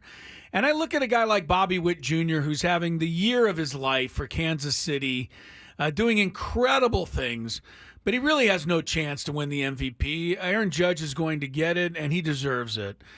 On the other side in the National League, and we'll go back to Jackson Marill. Tony gets mad at me because we're talking about it in August. But Paul Skeens is the East Coast guy, and he's the baseball guy. I mean, started the All-Star game, et cetera. Is East Coast bias going to hurt Marill? Is that a real thing? Or is the award just going to come down to who plays better the last 6 weeks? Yeah, I mean, I think I would like to say that all these voters take hours upon hours to really take a deep dive in it. But I think more than East Coast bias, this is the unfortunate thing. I voted for the MVP a few different times. I have an MVP vote again, and I think people default to WAR immediately, and then they go from that. And that's just how it is. Now, obviously, it's a useful stat, but a flawed stat. I think it has to do with, the team's doing well, so that helps Jackson certainly. The all-around game, he's doing well, but you start the conversation always with WAR. But I do think this. I think that Jackson Marill, because of the publicity he has gotten over the last month and a half, and continues to get, I think that will be impactful. And, so I think that still, if he keeps going down, like I said, over 1,000 OPS in the last 2 weeks. This guy isn't going away anytime soon. That's a great point, Rob. I mean, so often in these MVP races, these Rookie of the Year races, narrative is a big part of it. And him having that week where he's constantly putting the Padres ahead or tying late with homers certainly has brought him up, elevated him, or leveled up, as my man Jesse Agler would say. Rob, let me ask you, because you're on the East Coast, you get a chance to see the Yankees. The Padres made a big trade with the Yankees. They moved Soto. They get some pieces. They flipped a piece to get Cease. What have you seen from that Yankee squad, specifically Soto, Judge, that matchup there? Because it seems like that pairing has been a match made in heaven for the Yankees. Yeah, first of all, I love that trade. And I actually, you go down – all the sort of roots of that trade, of these trades, of what AJ Preller has done, all the way to the trade deadline. I think that, I know that AJ was catching some heat early on in the season, but as we sit here right now, boy, man, he's looking pretty good, not only because of that, but because of the deadline moves. But with the Yankees, it really is. It's like the Dodgers, right? You're so top heavy. No one's going to argue about Soto and Judge and what they can bring, but what can everybody else bring? Right. And I thought that Jazz Chisholm might have been the most impactful move at the deadline at the time. I saw the first game that he played and how dynamic he was, the energy that he brought to that team, a team that needed energy. But now you have that injury to him. I think it's a big deal, man. I think it's a big deal. So I think that they can hang their hat on, sure, Judge and Soto, no question about it. But as we have found out, they were a different team, I thought, once Judge. I agree. Yeah. It's a good point. Rob Bradford is the host of Odyssey's podcast, Baseball Isn't Boring. Also WEEI in Boston, our sister station there. Rob, people might have been able to argue with you a few years ago that baseball actually was boring. Before they put all of the pitch clocks in, before they put the ghost runner in, before they put the pickoff rule in, all of things that I will admit to I didn't like when they put them in. But now I look at it and I'm like, man, how did I ever watch baseball without that stuff? That said, today comes story that they're thinking about going 6 innings for starting pitchers. My first thought is that's crazy, but maybe I shouldn't, be so quick to judge. Baseball's made a lot of changes, and most of them have worked. We are so like-minded when this in terms of this topic, because I was walking to the park today and I was reading up on this 6-inning proposal. And you're trying to stop yourself to saying, hey, listen, they've had rules, and we're touring like, those are stupid rules, those are stupid rules. The example that I always give was, remember one of the first things they did? They said you can't take both feet out of the batter's box. And David Ortiz flipped out. I hated it. I was with him on that one. right? He flipped out, right? But at the end of the day, like after he retired, he's like, oh, it made me look at the next pitch quicker or whatever it is. So we still like we have to remind ourselves that there's so many things, but we also have to remind ourselves that they still do stupid things, right? Like there's no reason you had to go from 20 to 18 seconds. There's no reason to do that. So in this case, I can, as much as I think about it, I cannot get my head around how this could possibly be a good idea. I can't do it. And so, like, can I just ask you guys, like, why 6 innings? Like, I understand that their whole thing is we want you to say that you have the, you have the Dylan Cease ticket. So that's important. So it's important to see that guy, and you have to see that guy, and the starting pitcher is the star of the day. Well, that's fine, but just be realistic. Why can't it be 3 innings? Why does it have to be 6? Like, if you want to eliminate the opener, then just make it 3 or 4 innings. Not even 4 innings, just 3 innings. I can't fathom that this ever is going to happen. But, hey, listen, it gets my blood pressure up, which is always a good thing. It's funny, Rob, because it's hard to envision it, but I've been wrong this past time a lot. Yes, every time they've come up with an idea. I'm like hesitant to criticize. We're going to put a ghost runner on second base. No, you are are not. But guys, I totally agree with you. But this one, I can't fathom it. I cannot fathom it. And I'm sure there's been other rules that I'm forgetting that they have sort of like floated out there and they've gone away. But again, I understand what they're trying to do, and I think the premise of it isn't terrible. I hate openers. I really do. I think they're overrated. I think a lot of the pitching gurus keep saying, well, look, they work. Oh, this is the way to do it. Well, I also know how important routine is for starters. Right. And I've seen it where they said, oh, we're going to have the starter start in the 3rd inning instead of the 1st, and then they blow up because they don't have the same routine. So anyway, old man yelling at clouds, whatever. I'm sure we'll be singing the praises of the 6-inning starter rule any day. I have a sneaky suspicion it has something to do with offense as well. It's connected to it in some way. Yeah, and how about that, right? And so this is very clear. The offense is this. It's almost becoming too clear how much they're prioritizing the offense. And one of the things, this traject machine. I don't know if people are familiar with this. It's the batting practice pitching machine, which has the video, right? And so this year, and people didn't even realize. I know some hitting coaches didn't even realize in February. This year, the teams they're allowed to actually during the game go hit off of a pitcher on a screen in the middle of a game. So, and the pitchers are saying, wait, you aren't letting us use this in the bullpen? So anyway, yeah, it's crazy. Rob, really good. I wish we had a little more time. Came to you a little late, unfortunately, but I hope we are able to catch up with you again. I have a lot more things I want to run past you, and it's good to have a partner in the in looking at the old days of baseball with a clear view. Rob, thanks so much, man. We appreciate it. Let's have you on again. All right, guys. T-shirts on the way. Thank you. Great. Thank you. Rob Bradford, Odyssey's Baseball Isn't Boring podcast. Gwyn and Chris comes back with Chris versus the fans. 833-288-0973.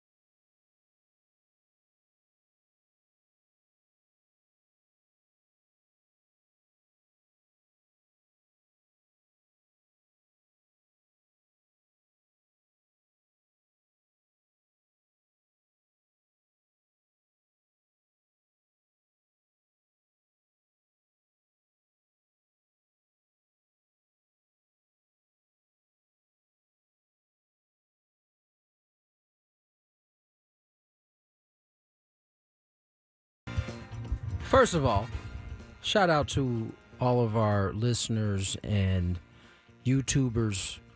You guys are on it on this hot mic thing. Yeah, especially those of you who enjoy listening during the break. I am I am so happy that I have been the cleanest version of myself when this hot mic has been on. But you guys have been on it in terms of letting us know. So we appreciate that. It's just habit, I'm not used to having to turn my own mic off. And shame on me. I should get used. Chris turns his off all the time, but Scraby is usually here to clean up my mess. And that is not the case right now. So it sounds like you're blaming me. No, I'm not. I have left you out of it, Adam. Scraby does it for me. Now we got Adam in here. I said shame on me. He did. He was pretty clear about that. I need to be better at turning off my own mic, and He was clear about that. We do have a Chris versus the fans loaded up and ready. Do we have contestants? Oh, yeah. Plenty of contestants. People are ready. All right, because some of you guys were even kind enough to call in and let us know the mic was on. We had about 3 phone calls two breaks ago. So shout out to you guys. All right, let's get to it. Little Chris versus the fan. If you had one shot, one opportunity to take down the human almanac himself, howdy do. Now is your time. Listen to me, this guy is dangerous. Now is your opportunity to win a prize. Well, I hope you know what you're in for. Chris versus the fans starts now on 97.3 The Fan. All right, you got a chance to win big prizes. Let me see. Here it is. Well, I didn't have the page turned down. I don't have it memorized. I know it's something to do with Carrie Underwood, so it's a cool prize. You get a 2-night stay at Resorts World Las Vegas, plus 2 tickets to see Carrie Underwood show Reflection at the Resorts World Theater. Overwhelming demand, and Carrie has already extended her Las Vegas residency through next year.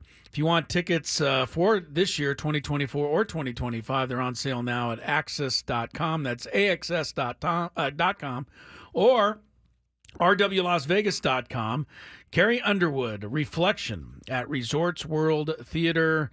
You can go see that and get a 2-night stay in Las Vegas, but you got to beat me first. To that end, Adam Klug with a look at the rules, please, sir.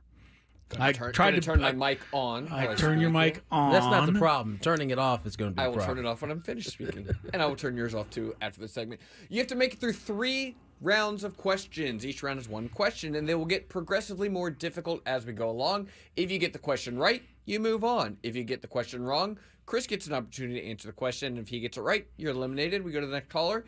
If Chris gets it wrong, you're still alive, and you get to go to the next round. Also, very good. Also, Chris versus the Fans presented by SD Fat Loss. Lose 20 to 30 pounds in just 60 days. Visit sdfatloss.com to schedule your free consultation. Also, if you're first time player! Yep, that's good too. Let us know. You get the first question for free. Now, I don't have the contestants in front of me, so Adam, I will rely on you. Do you have them, Adam? Is that okay? Derek was the first caller today. All right, Derek, Get welcome Derek to the in show. there. How are you, my friend? Happy Thursday. Happy Thursday, Aztec for life. 4th time player. All right. Good to have an Aztec on there. Always good to have an Aztec. Here we go. First question.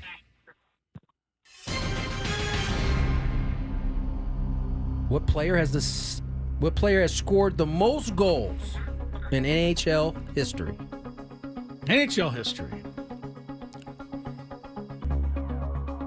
Aye. Not a hockey guy, huh, Derek? Man, yeah. Probably not Wayne Gretzky, but I'll go with Gretzky. The great one. That's That is correct. Wayne Gretzky's way out in front. Although most assists of all time, too, right? Oh, no, wait a second. Did you go with Gretzky or did you go with Ovechkin? No, he went with Gretzky. He did. Good. Yeah, Ovechkin's closing in, but I don't think he's going to get there. He's slowing down. He's got to be like he's like 86 50. Yeah, at this point. they're straight. They're basically propping him up on the ice to try to get this record, but he's still a ways away. All right, on to question number 2.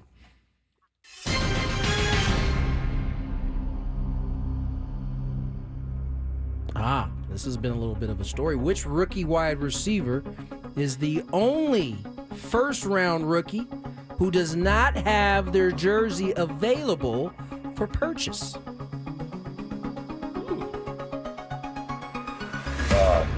go with Garrett Wilson. I have no idea. Garrett Wilson. That's a tough one, but I thought I heard something about Marvin Harrison having his own deal somewhere. So I'm going to say Marvin Harrison Jr. of the Cardinals. Is that right? You were about to I had to get the junior. You were going to buzz me for that? I would have buzzed you. You would for have that buzzed one. me for that. All Sorry right, about that, sorry, Derek. We go to our next contestant, which is David. David. Welcome to the show, David. How are you? I'm good. How you guys doing? Doing well. Very good, sir. Here we go. First question.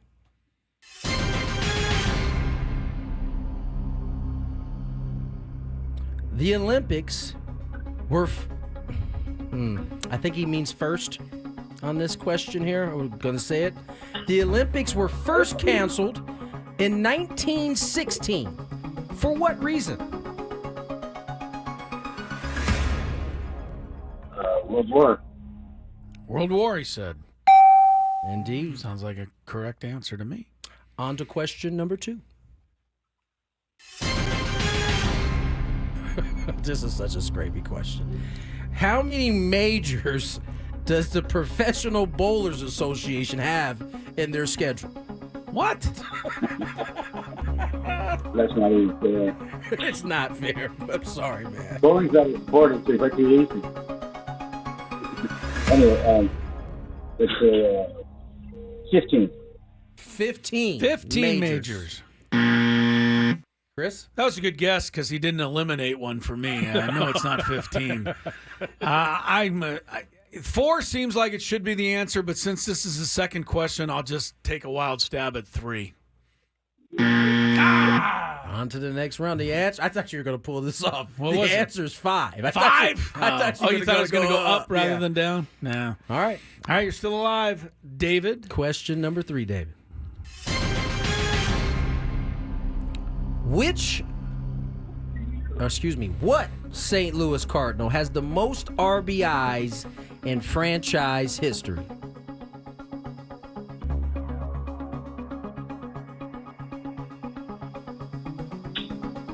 Go with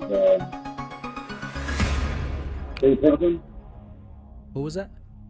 I believe I heard Terry Pendleton. Oh, Terry Pendleton. Former NL MVP. Yes, he was. Not the answer, though. Ello for the steal. Oh, boy. I'm between a rock and a hard place here. Stan Musial had a lot. But I'm going to say Pujols passed him. Albert Pujols. passed him, huh? Yeah, I am. Pujols. Oh, win for you, David. Should have stuck with your gut. Stan the man? Stan the man. Stan the man still got him, huh? That's good. All right, David, stay on the line. You are the winner of Chris versus the Fans today. Nice work, Well David. done over there, David. Adam will get your info shortly. I remember my dad got to speak to Stan? To Stan. He came Oh, to the, wow. That's a good one. Came to Qualcomm. They sat. You know you're in an something open good when your locker. nickname is just the man. No kidding, man. That's it. So that does it for this edition of Chris versus the Fans. Got a little bit of time on our hands here. Yeah, that was a good question, Scraby, I have to say. Scraby left some questions on here that were questionable. I don't know when he wrote them, like the who's currently leading all Major League Baseball. Is that accurate? Do you know? I wrote those in. Oh, you wrote today, those. Okay, so they were good then. I thought those were good. Okay, I stayed away from them because I wasn't sure if he had. I may not remember to turn off a mic, but I remember to fill in the questions for Chris versus the Fans. And that makes 2 of us. One thing that I think is really interesting, Tony, we talked about it a little bit on the roundtable today. So if you missed the roundtable, part of it will have to do with Luis Arraez. I bring him up for a couple of reasons. One, first of all, I love this guy. I love watching him hit. I know you do too, Tony. He reminds everybody of your dad, and that's a good thing for everybody concerned. But you know that he is now the only 300 hitter in the National League. I do. The only one batting over 300.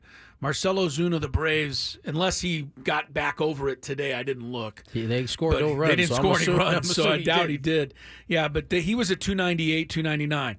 So our rise is at 307. Now, the interest here's a couple things here, and I want to ask you about it. But your dad may finally have one record that he probably didn't enjoy having lowest taken batting off title? the books. Yeah. Yes. The record for the lowest National League batting champion average is held by Tony's dad. He had a .313 average win the batting title one year. Well, do you know what year that was? 89? I'll look it up. Yeah, I'm not positive. I'd have to look up his. But with the rise at 307 right now, that could end up being the lowest ever. I mean, Erickson Profar is still squarely in this Profar's race. 295. And Jackson Merrill's also in it. I was going to say, Marill was in the top 10 the other day. He's still in the running.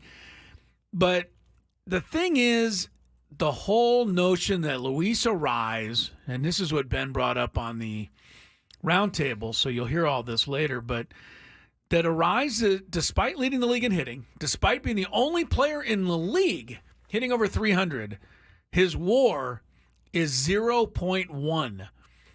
Basically, what the WAR statistic is telling us that Luis Arraez is barely better than just any replacement player you could name. That's what the whole wins above replacement refers to. And they just don't give Arraez credit for doing what he does.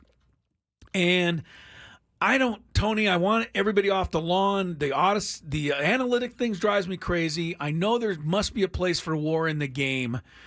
But we even had Rob Bradford bring it up, that a lot of people who fill out their awards just look at the WAR statistic. The WAR statistic still has Jackson Merrill behind Michael Busch of the Cubs in terms of rookies.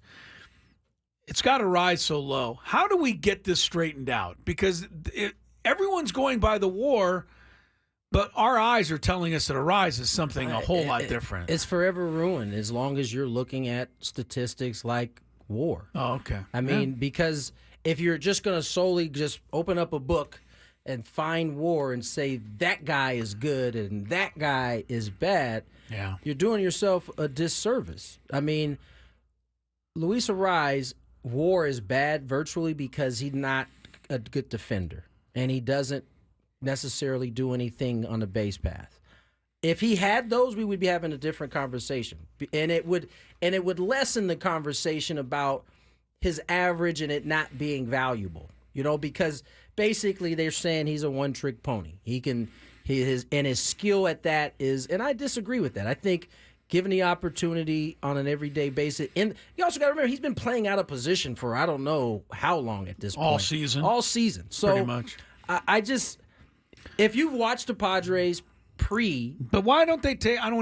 Why don't they take points away from Aaron Judge? Because this is all he does. But why wouldn't they say, well, he's a one-trick pony? Well, his one trick is that he hits a home run every game. That would make him a pretty good player, wouldn't it? It would make him. So stop telling me Arraez is no good because he's a quote one-trick pony. His one trick is the best in baseball. It's at the end of the day. You have to watch the game, and you have to know the game to understand why his value is more than what his 0.1 WAR is saying he has. That's unbelievable to me. It makes no sense to me, and so we'll just live with whatever the WAR says and keep running them out there, and keep winning games. Yeah, that's all this is about. Is the objective is to win. Mason Wynn of the Cardinals is going to win the Rookie of the Year over Paul Skeens and over Jackson Merrill if they just look at WAR. Right. And I'm not trying to criticize him. I haven't seen him play a whole lot. Good player. He's good, but your eyes have got to tell you that Merrill's having a better season than him. Listen, at one point, Mason Wynn was one of the leaders in batting average, but his defense keeps him up there in the WAR even higher. And so, listen, I don't even try to fight it anymore. Ultimately, I guess I'll never stop trying to fight it. It is what it is. For those who play the game, have watched the game, love the game, they can tell the difference of why Luis Arraez is valuable. But doesn't it show us that players come in all different shapes and sizes and can provide value to a team in different ways? Absolutely. And I'm going to say it in Wait, does what say this? Does WAR. What? And we're talking about Luis Arraez being a great hitter, but being dinged for his poor defense and base running, whereas Ha-Seong Kim is not having the season that he would like to at the plate, but he's also very valuable defensively. And so it's taking into account and capturing the full contributions that a player can make. It's not doing it to me. I mean, honestly, it just doesn't. I think it's confusing that, actually. I'm not saying it's totally accurate, but I'm just trying to say that while Luis Arraez might be a great hitter and not the same level of caliber of fielder, Ha-Sung Kim has obviously won a Gold Glove last year, and he's still in there every day for the Padres because of the value he brings defensively. But who's better this year? You're watching the games. Who's better? Between Arraez and Wynn? Kim. No, I Arraez and would Kim. say Arraez. I would Not- say Arraez. that's The not war what ain't was- going to tell you that. That's why And I I think don't. That's why it bugs me. That's why it's confusing, right? That's why because, it bugs me. You know, this year alone, because Kim hasn't been as has a good defensively. Has a 2.6 WAR. He hasn't been as good defensively as he was last year. He certainly hasn't been as good offensively. But to your point, his value for this team is huge. He goes out. He plays an everyday shortstop. He plays a good shortstop. I mean, remember, he's a Gold Glove last year. So, I mean, it's not like he's fallen off and he's a terrible defender. He's just not as good as he was last year. But you can't tell me that watching him go out there every day and Luis Arraez go out there every day that his value to this 2024 team has been higher than Luis Arraez. But that is exactly what WAR would tell you. So, and WAR would tell you it's really not close. It's not close. 2.6 to 0.1. Yeah, it's not even close. I'm going to always be anti-war, but a lot of people are anti-war. Yes, that's right. Well, we always get somebody. It's somewhere along the line. Somebody will either chat or tweet and to say, "War, what is it good for?" Because that was an old song that came out back in the day. Oh, sorry, I went back in time again. By the way, Chris said sorry when he could see Adam from the corner of his eye move to the board. I know. What am I doing? But what I was going to say is you do bring up a fair point, Adam, in the value that people see in Arraez. And the reason we can say this is because the guy's won 2 batting titles in a row and been traded each time. Right. So maybe I am the only guy who values what he does, because teams have had no trouble getting rid of him despite what he's accomplished. I think you also, again, for this team, he's the perfect fit for this team. And, you know, sometimes in terms of the individual, it's about where you land. I mean, Miami, for as good as he was there, as comfortable as he was there being at home, they didn't have value for him because their objective is a little bit different as they try to rebuild. Minnesota before that, they used the value that he did have to bring in a really good pitcher from the Marlins, right? And so for the Padres, he is the value that they need. That's why they went out and got him, and they basically heisted him, right? Because the Marlins are paying for his rest of his contract, and they didn't give up very much to give him. As a matter of fact, I think they turned around and DFA'd whoever was the left-handed pitcher the Padres gave him. It was Go. It was Go, yeah. So, I mean, I don't know. That's a conversation we can have all day long, and clearly we have because we're over the time. We need to get to break right now. So let's do so. More Gwyn and Chris on the other side. Here is some traffic. From the 97.3 The Fan Traffic Center, here's Kelly Danick. Traffic is sponsored by Valvoline Instant Drive-Thru Oil Change, your trusted instant drive-thru oil change. Good luck if you're heading through Mission Valley, eastbound 8. There's a crash at College blocking the 3 right lanes. Yeah, you got lots of company toward that. Westbound 56 near the 67 accident has cleared up. Now traveling on eastbound King Freeway before Euclid. Stalled vehicle being moved over the right shoulder. Cordell and Cordell traffic cam shows this crash in the North County West 56 past Carmel Valley Road. It's over to the right shoulder.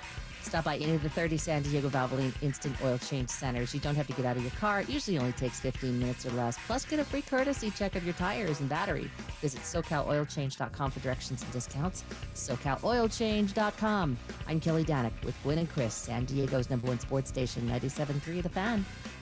Chris Ello here for our friends at SD Fat Loss. And if you've been wanting to find the secret to losing weight and getting healthy, we have found it for you. SD Fat Loss got the job done for me and a whole bunch of other people around here and listeners.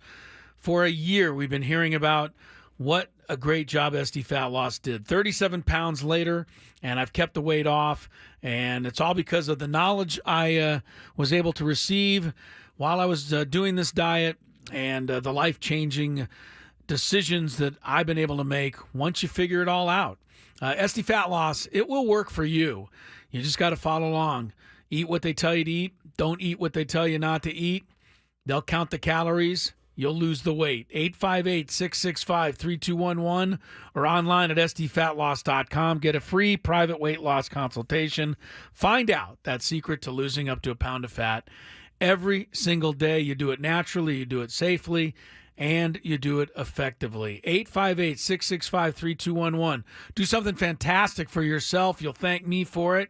You'll thank yourself for it. SD Fat Loss. You got nothing to lose but the weight itself. Hey everybody, it's Gravy here for SD Fat Loss, and I've lost 40 pounds.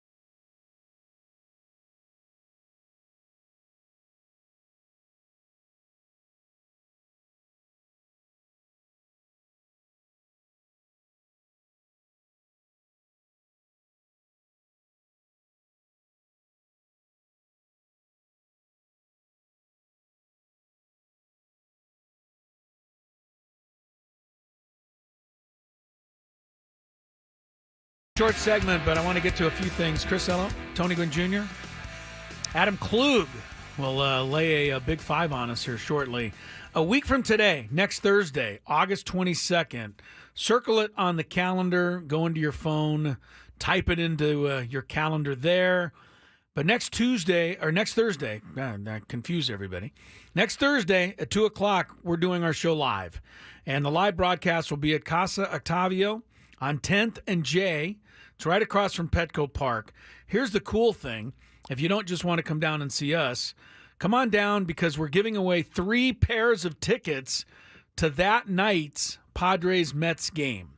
We'll give away 3 pairs of tickets to the Padres-Mets game next Thursday night, but you got to come join us beginning at 2 o'clock, Casa Octavio at 10th and J, downtown next week. Perhaps you can get a ticket to go inside and see Jackson Marill, whose odds to win NL Rookie of the Year have improved from 14-1 all the way down to 1.5 to 1, according to the folks at ESPN Bet. That is because of what Marill has done in the last 10 days to 2 weeks. Paul Skeens, who practically appeared to have the award wrapped up, his odds have risen quite a bit, from minus 4,000 to minus 225. Just a little update. I know Tony wanted to know that. He's very excited about the Rookie of the Year race. I know one thing you are excited about, Tony. This I can definitely get you in on. The NBA schedule is out. Indeed it for is. For 24-25. The Lakers will open. Real quick Yes. about the first subject. Okay. Jackson. I'm not into talking about it right now because at this point Jackson has made it a real race. And so it could go down to the end. However, if the Pirates keep playing badly, there is certainly a scenario in which Paul Skeens could be shut down. And then we can have that conversation as much as you want. Yeah. Well, I don't know as much as you want. It certainly would put Jackson in a nice position. Better at that position. Point. Yeah. I would have liked to bet on Jackson about 3 weeks ago, though, when he was 14-1, because now you're not going to get that kind of odds. No, you're not. All right, NBA season. Lakers will open with Minnesota, which I think is an interesting game. Or home open with Minnesota. Clippers open with Phoenix. And I didn't really remember this, but they're going to be debuting the Intuit Dome. Yes. Intuit Dome, INTUIT. I guess they're the sponsor of it. But the big dome there in Inglewood, Clippers finally have their own home. I imagine that the Lakers feel like a mom and dad do when their kid finally buys their own home. Oh, I think they feel better than that. I think the Lakers are so happy to get rid of the Clippers from Staples Center or whatever it is if called. it's like you had one of those roommates for a long time when they move out and get their own place. Yeah, finally the Lakers have their own place. The Clippers have their own place. The Clippers are going to be debuting. This place is amazing. Yeah, they're going to be debuting. Did you know about this, Tony? The Wall? Yes. It's designed to be free of visiting fans. You will not get a seat in that section if you do not root for the Clippers. You know, there's nothing wrong with taking a crazy page from the international soccer teams who set aside sections in their stadiums just for lunatic home fans. And they all sit there. And when we went to the soccer match in Barcelona last summer, my wife and I, we went over to that section just to try to see what it was all about. As a regular fan, we couldn't even get in. That is really reserved for crazy fans. I think this is a step in that direction by the Clippers. I just hope they have the lunatics, as you called them, far enough away where we don't have any because the lunatics are the ones that get into it with the players often. The soccer lunatics in Barcelona were basically kept from the field by a chain link fence, which you don't have in the NBA. The season opens October 22nd with a TNT matchup between the Knicks and the Celtics. Why am I thinking that TNT wasn't doing the games anymore? No, this is their last year. Oh, this is going to be their last year. This is their last year. Sounds like Charles is no longer retiring. He will continue with the TNT. They had to up the cash a little bit. Well, whatever you got to suggest. do. If you need me to donate, I will, just to keep Charles on the air. Come on, we got to have Charles. Knicks and Celtics. Last year's NBA Finals rematch, Boston and Dallas will be part of the Well, actually, that won't be until January 25th. Of course, the Christmas schedule is when everybody starts getting really excited. Lakers and Warriors will play on Christmas Day again. How much longer is that a marquee game? I guess as long as LeBron and Steph are playing, right? No matter what. That is the correct answer, Yeah, sir. no matter what. All right, so the NBA schedule's out. You can get yours for your favorite team. You will have to say this, Tony. Even though my Bulls are terrible and have been irrelevant for a long time, I looked at the schedule today and went to my computer at home and started typing in their schedule on my Bulls page to prepare for the season. So you have to at least say that I am an honest fan. I follow my club, even though they're terrible. I have never doubted your honesty. Even though they traded DeMar DeRozan for a bag of peanuts. Bag of peanuts. God. How does that make you better? I don't get it. These teams drive me crazy. How the Hawks looking at them? Similar? And the number 1 pick in the draft. That's right. And everybody's saying the guy's going to be terrible. I've seen nothing. Trey Young was on. Trey Young said he was going to be. He basically said he's going to be a role player. That was nice of Trey. Welcome to the league, bro. Yeah. Thanks, Trey. Welcome to the association. Appreciate your help. They go hard in the paint, literally. It was a better day for your Falcons, though. They added another defensive stalwart. He's today. walking around with his chest out a little bit. He's pretty today excited with about his Falcons. I heard all of Chris a sudden. mention it yesterday. Said I would be happy with the Matt Judon trade. Today they got safety Justin Simmons. I'm excited. I was in a couple weeks ago, and you asked me my thoughts. I told you then I thought they were going to win. He changed his tune on the quarterback at that point. He come around. Oh, he loves Kirk Cousins. Because I remember the day they drafted him. Oh, Michael this guy Penix was not happy. No. All right, Falcons. I am. If I could say, I'm feeling pretty good a couple weeks ago about my Jackson Marill Rookie of the Year comments a couple weeks ago, though. As you should. He's made you look like a genius. Doesn't take much. Oh, I like it. All right. The very proud of himself, Adam Klug, will run a Big Five when Gwyn and Chris comes back. Gwyn and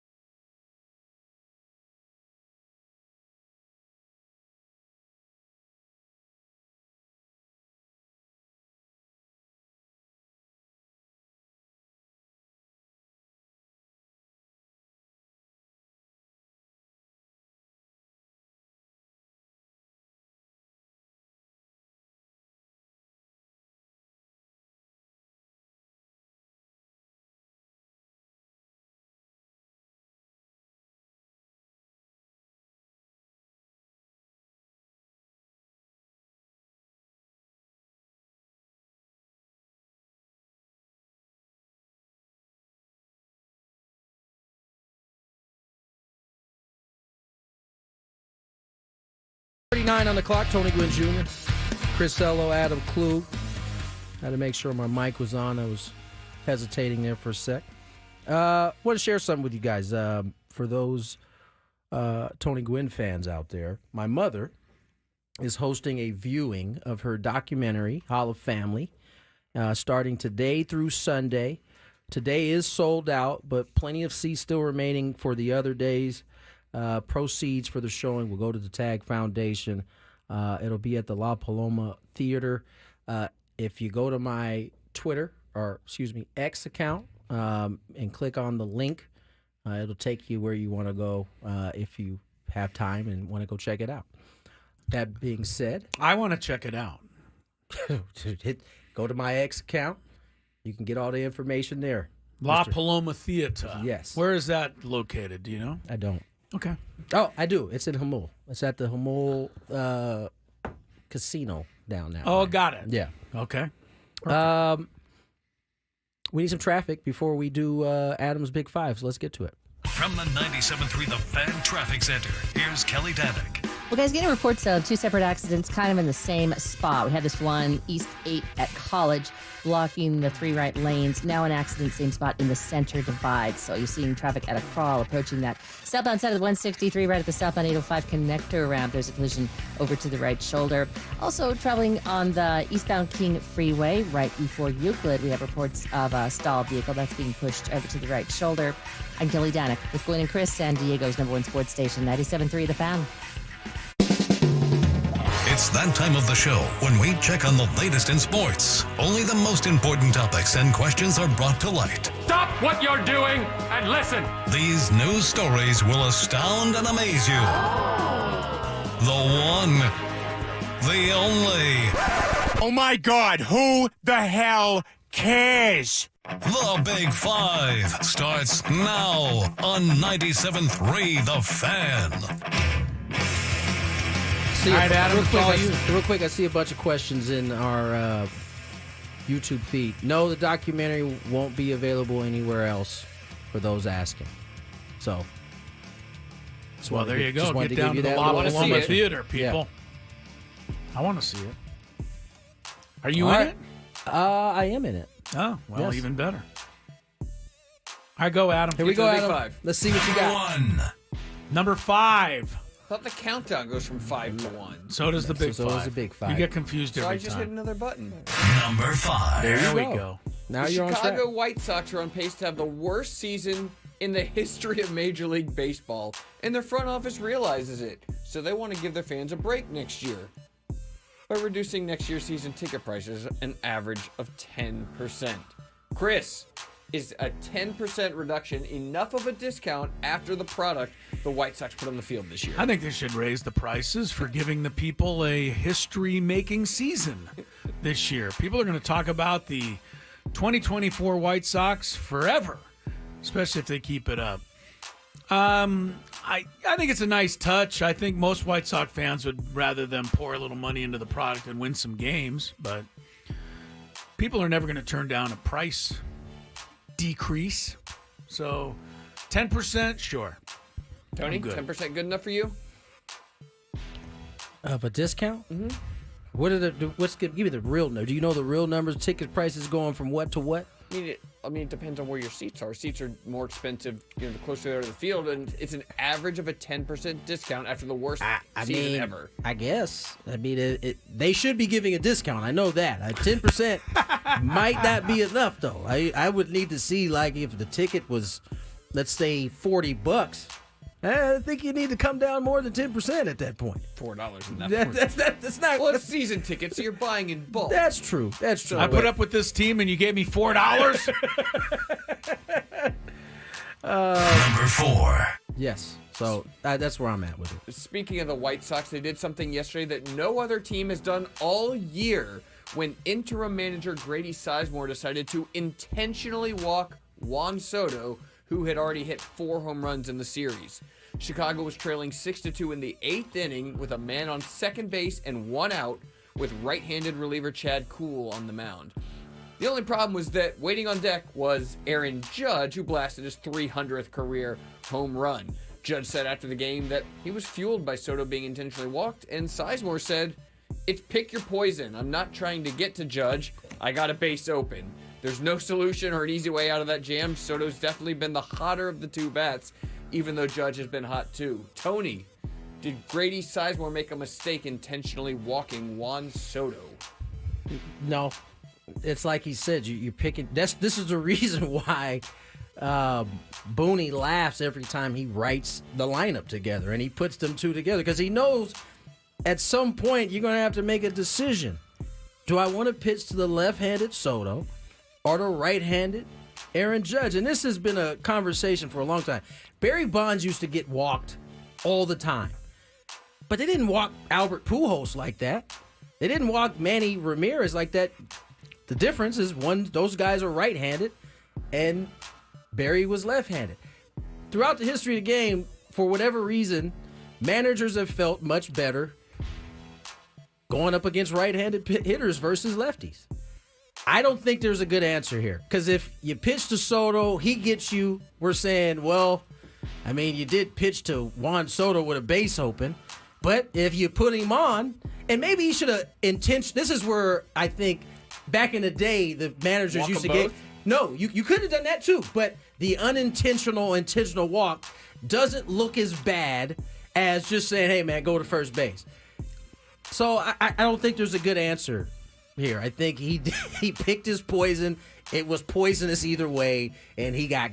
It's definitely a spotlight on a guy trying to earn a job. And by the way, did you see the pitch Aaron Judge hit? 3-0. It was like 2 baseballs in off the plate. Like, you're not even supposed to hit that pitch.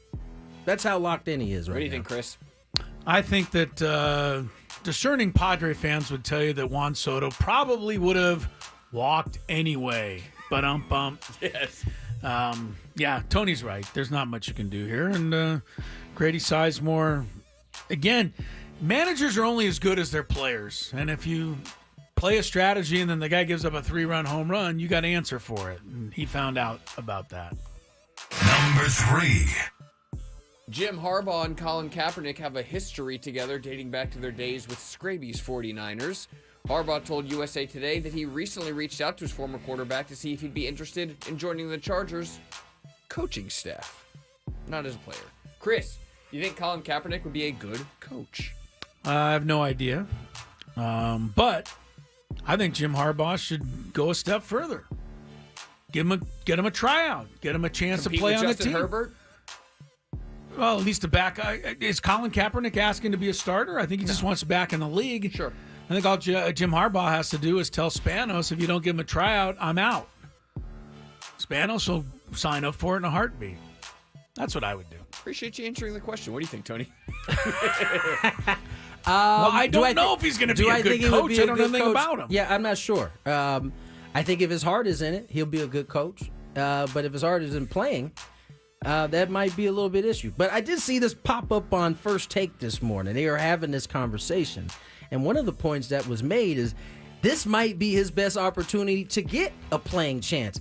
Being in the building every day and doing some of the same things you're doing in terms of staying ready.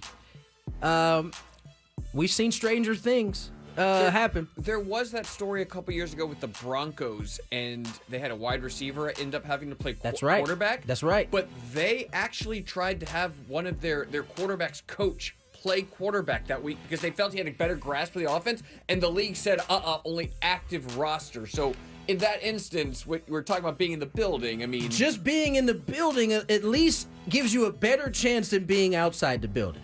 Now, to answer your question, I think he could be a good coach if he wants to apply himself to being a good coach. But if I'm Colin, I know that's in the back of my head. Like, maybe this is the best shot I have to actually get the chance to play.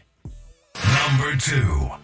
The NBA released its schedule today, as you guys mentioned, and the defending champion Celtics will host the new-look Knicks on opening night, followed by Tony's Lakers hosting the Timberwolves. Tony, what is the most interesting NBA storyline for the upcoming season?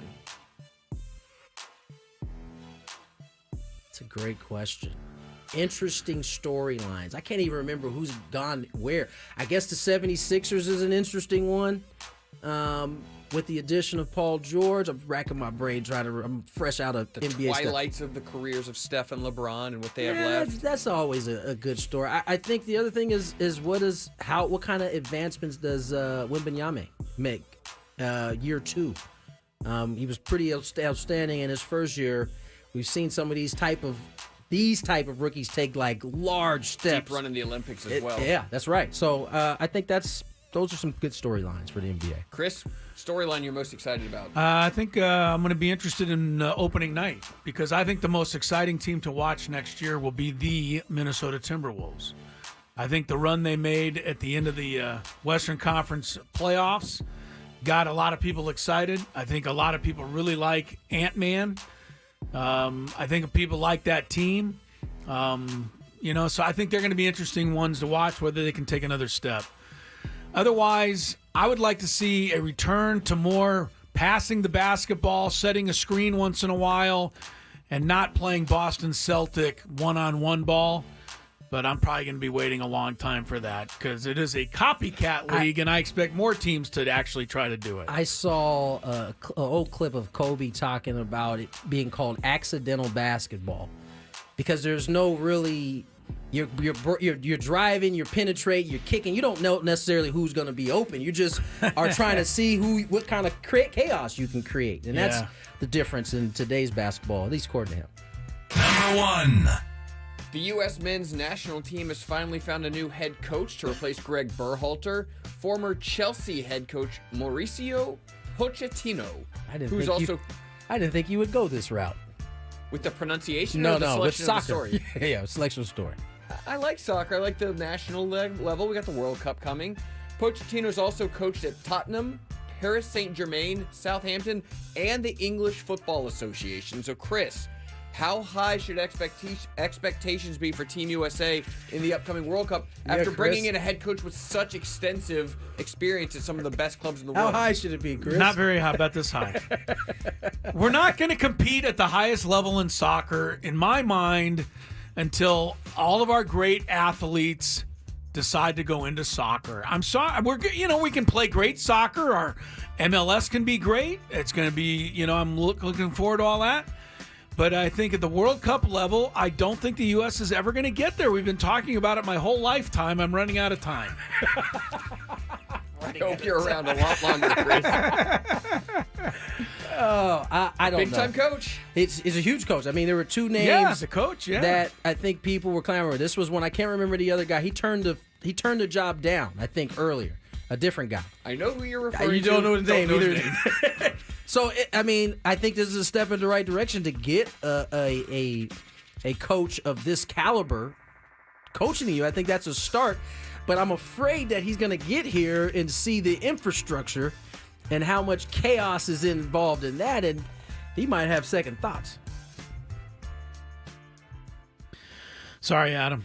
I know you want us to say we're going to win the World Cup, but I don't think that's a realistic expectation. I don't want you to say that. Was that number 1 right there? Yeah, that was number 1. I don't want you to say that if that's what and I didn't expect you to say that. I think it raises expectations. I hope so. Yeah. But my expectations get raised every time the thing comes around. Is it Klopp? Is it Klopp? Or is it Klinsmann? You guys, my man who argue this one. Yeah. We should expect Diesel G said that it's Jürgen Klopp. It'll be a big disappointment if we don't get it out of the group stage. Real quick before we get out of here, I'm trying to figure out the whole La Paloma thing in terms of where this is being showed, and I'm on my mom right now to get it to me. So I will get you the information. I had somebody text me that it's Encinitas now. Yes, that's what I got. But Encinitas, Hamol, they're right next to each other. or opposite. Look it up before you go to see the movie, that's for sure. I will definitely get it on my Twitter in time. So it's sold out today, so you can't go today, but it'll be for tomorrow. All right, maybe the biggest story in baseball today was that the Dodgers lost again. The Padres are 2 games back.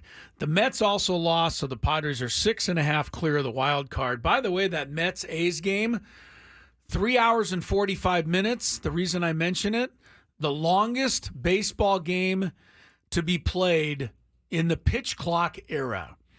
I remember when 3 hours, 45 minutes was pretty much the normal time for a game. I don't want to go back. Exactly. So that was a really long one today.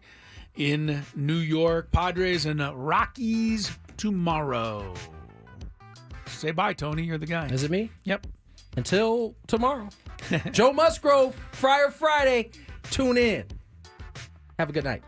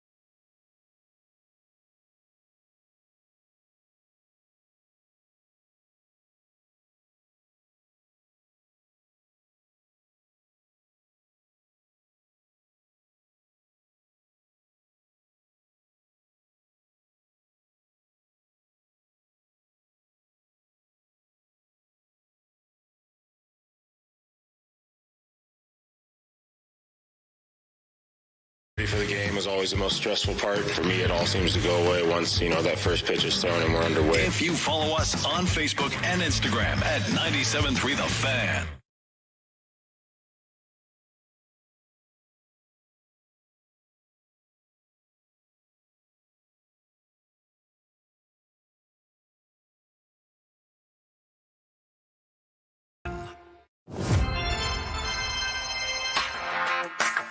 It's that time, Friar Faithful. Time to discuss everything going on with the Padres. We've gathered the entire 97.3 The Fan crew together to bring you the most in-depth discussion on the Friars in our weekly Padres Roundtable, presented by San Diego Roundtable Pizza.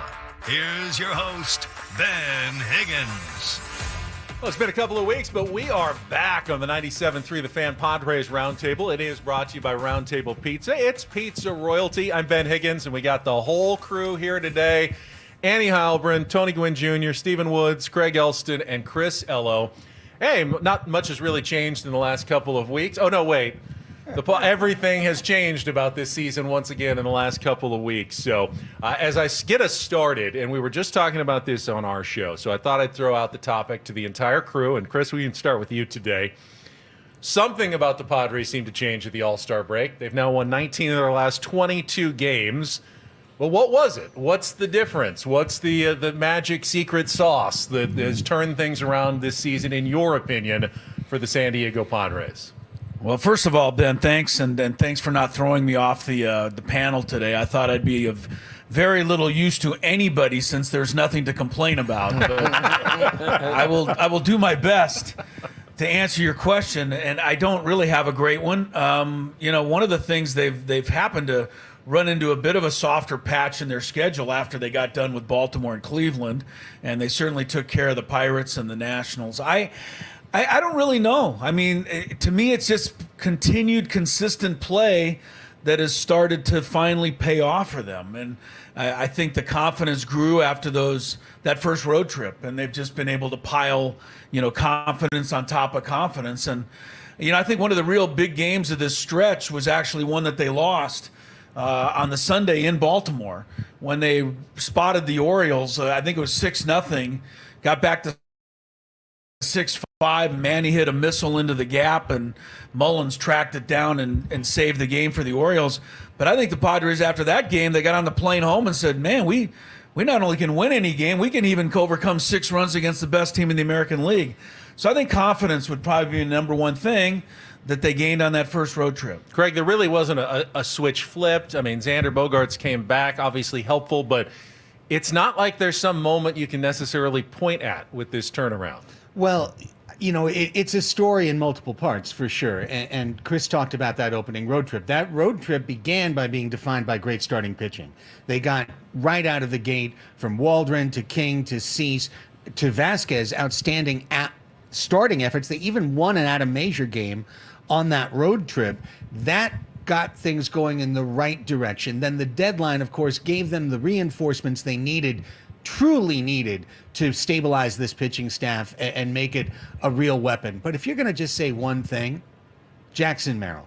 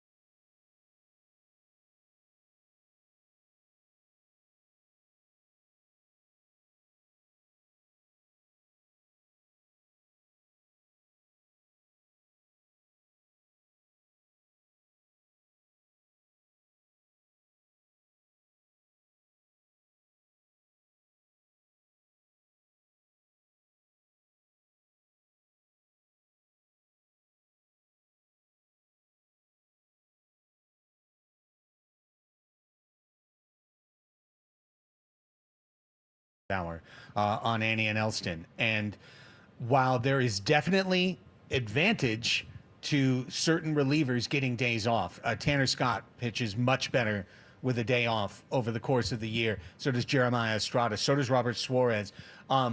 When you actually look at it and kind of map it out on the grid of, okay, hey, here's the guys he has, here's when they've pitched, here's the number of pitches that they've pitched, I think Schilt makes a pretty iron-tight argument that they've both been responsible in the way that they are trying to look after the arms overall, and that they've been aggressive in deploying those arms to convert them into victories. I think he's done an outstanding job. I understand a little bit why he was defensive. And really, you don't want to burn out those guys, for sure. But when Jason Adams throws 10 pitches and then comes back and throws 15 pitches in 2 dominant innings, it's not the same as throwing 28 pitches and then going back out there the next day. And he recognizes that, and so does Ruben Niebla. Tony, results-wise, you can't really complain. I mean, he's getting great results out of this newly designed bullpen that AJ Preller put together for him. I think he's done a masterful job all year long. I mean, just go back to before the trade when that bullpen was very inconsistent at best, outside of Suarez and at the time Estrada. Everybody else, you didn't know what you were going to get, and yet he kind of piecemealed it together early, and then he got the reinforcements. And when you get reinforcements, sometimes managers, you got to learn your guys. There are some guys who are just better when they're used more often, and they want to be used more often. And there's guys that you got to give some time to. And I just think he's kind of done such a terrific job. And you got to remember, he's also doing this while managing 2 starters' innings that have already exceeded where they've been at any point in their career. So he's done an excellent job of shaving off innings from some of those starters, kind of piecemealing the bullpen, and now he's got a plethora of arms that he can go to. Not everybody's throwing the ball excellent right now, but there's a lot to like about the way Mike Schilt has managed his bullpen. And Annie, he certainly embraced the newcomers to the point he even called one of his wins an AJ game when they used Perez and Adam and Scott and Suarez. And it was the game they didn't even need Suarez. There was all the Hoeing, all the new guys. I mean, he's really embraced the newcomers to his pen immediately.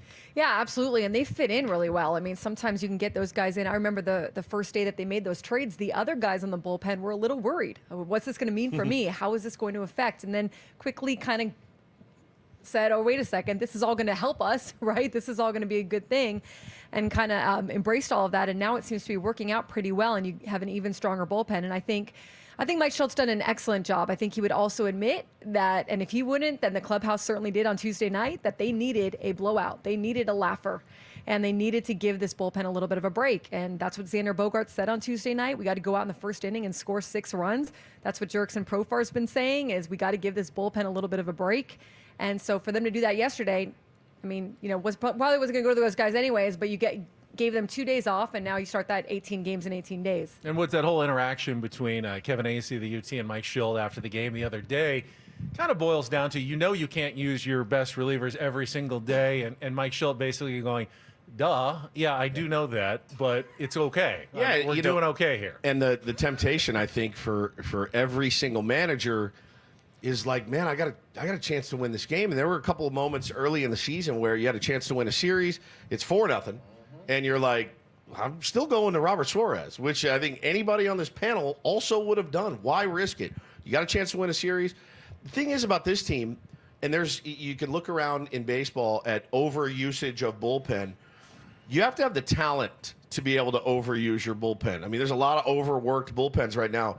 You go up and down the line, and you're like, I can't even believe the selection that I have to choose from. I've also loved how he's done it. I think he's done a phenomenal job doing it. I know there's a tremendous amount of communication between those guys. They're not just going to throw somebody out there willy-nilly. If the guy's even half-assed going, I mean, maybe I can give you one. No, you're done. And I think he's done a really good job this year at managing those bullets. And, Chris, he's had different relievers step up at different times. There was a point where Jeremiah Estrada was the highest leverage guy outside of the ninth. And then Adrian Morejon had a really good stretch. Now he's got some of the newcomers. That's part of this, is that you need You need everyone to kind of ride the wave of the season to get through a bullpen in all 162 games. Yeah, I'm a fan of Kevin Acey's coverage of the team. I wasn't a fan of this direction of questioning, and I totally understood why Mike Schilt found fault in it. But here's the thing to me, and Tony and I talk about this, and we all talk about this. A manager always looks good when he's got bullpen guys who come in and do the job, because no matter what decision he makes, it works. So he looks great. And this is, to me, is a product of what AJ Preller has done by building this insane bullpen where Mike Schilt can hardly go wrong. Hoying, I don't think anybody even knew he was acquired in the Tanner Scott trade until he got here and somebody said, well, we better make a locker for this guy. 9 innings, no runs. Jason Adams, 7+ innings, no runs. Martin Perez? Unreal. I mean, I don't know. AJ Preller's just hit the jackpot this year, and Mike Schilt is he hasn't screwed it up, right? I mean, he's got great options, and it's working. We were talking about this morning. It's actually more difficult to come up with roundtable topics when the team is playing well. That's right. Than when the team is playing poorly. So I want to thank Chris, who sent me one this morning, and it's a good topic to discuss. Luis Arraez leading the league in batting again. He's hitting .307 after 2 more hits against the Pirates on Wednesday, and he could be getting a 3rd straight batting title. But if you look all the way at the end of his stat column to the WAR category, 0.1. Some metrics will call him basically a replacement level player. If you talk in that clubhouse, though, they will talk about the value of Luis Arraez. So, Annie, the question here is, how valuable is Luis Arraez, and how much do you want to invest in a future when he becomes a free agent after next season? He's someone that's worth paying to keep around on the San Diego Padres. I think he is. I think he's really helped change the complexion of the strategy that they're employing this year. I think that he's someone who brings a lot of energy. In fact, Tanner Scott said that when he was traded early on in the season from the Marlins to the Padres, it really sucked for them. He was a guy that brought energy to the field every single day, and he said it was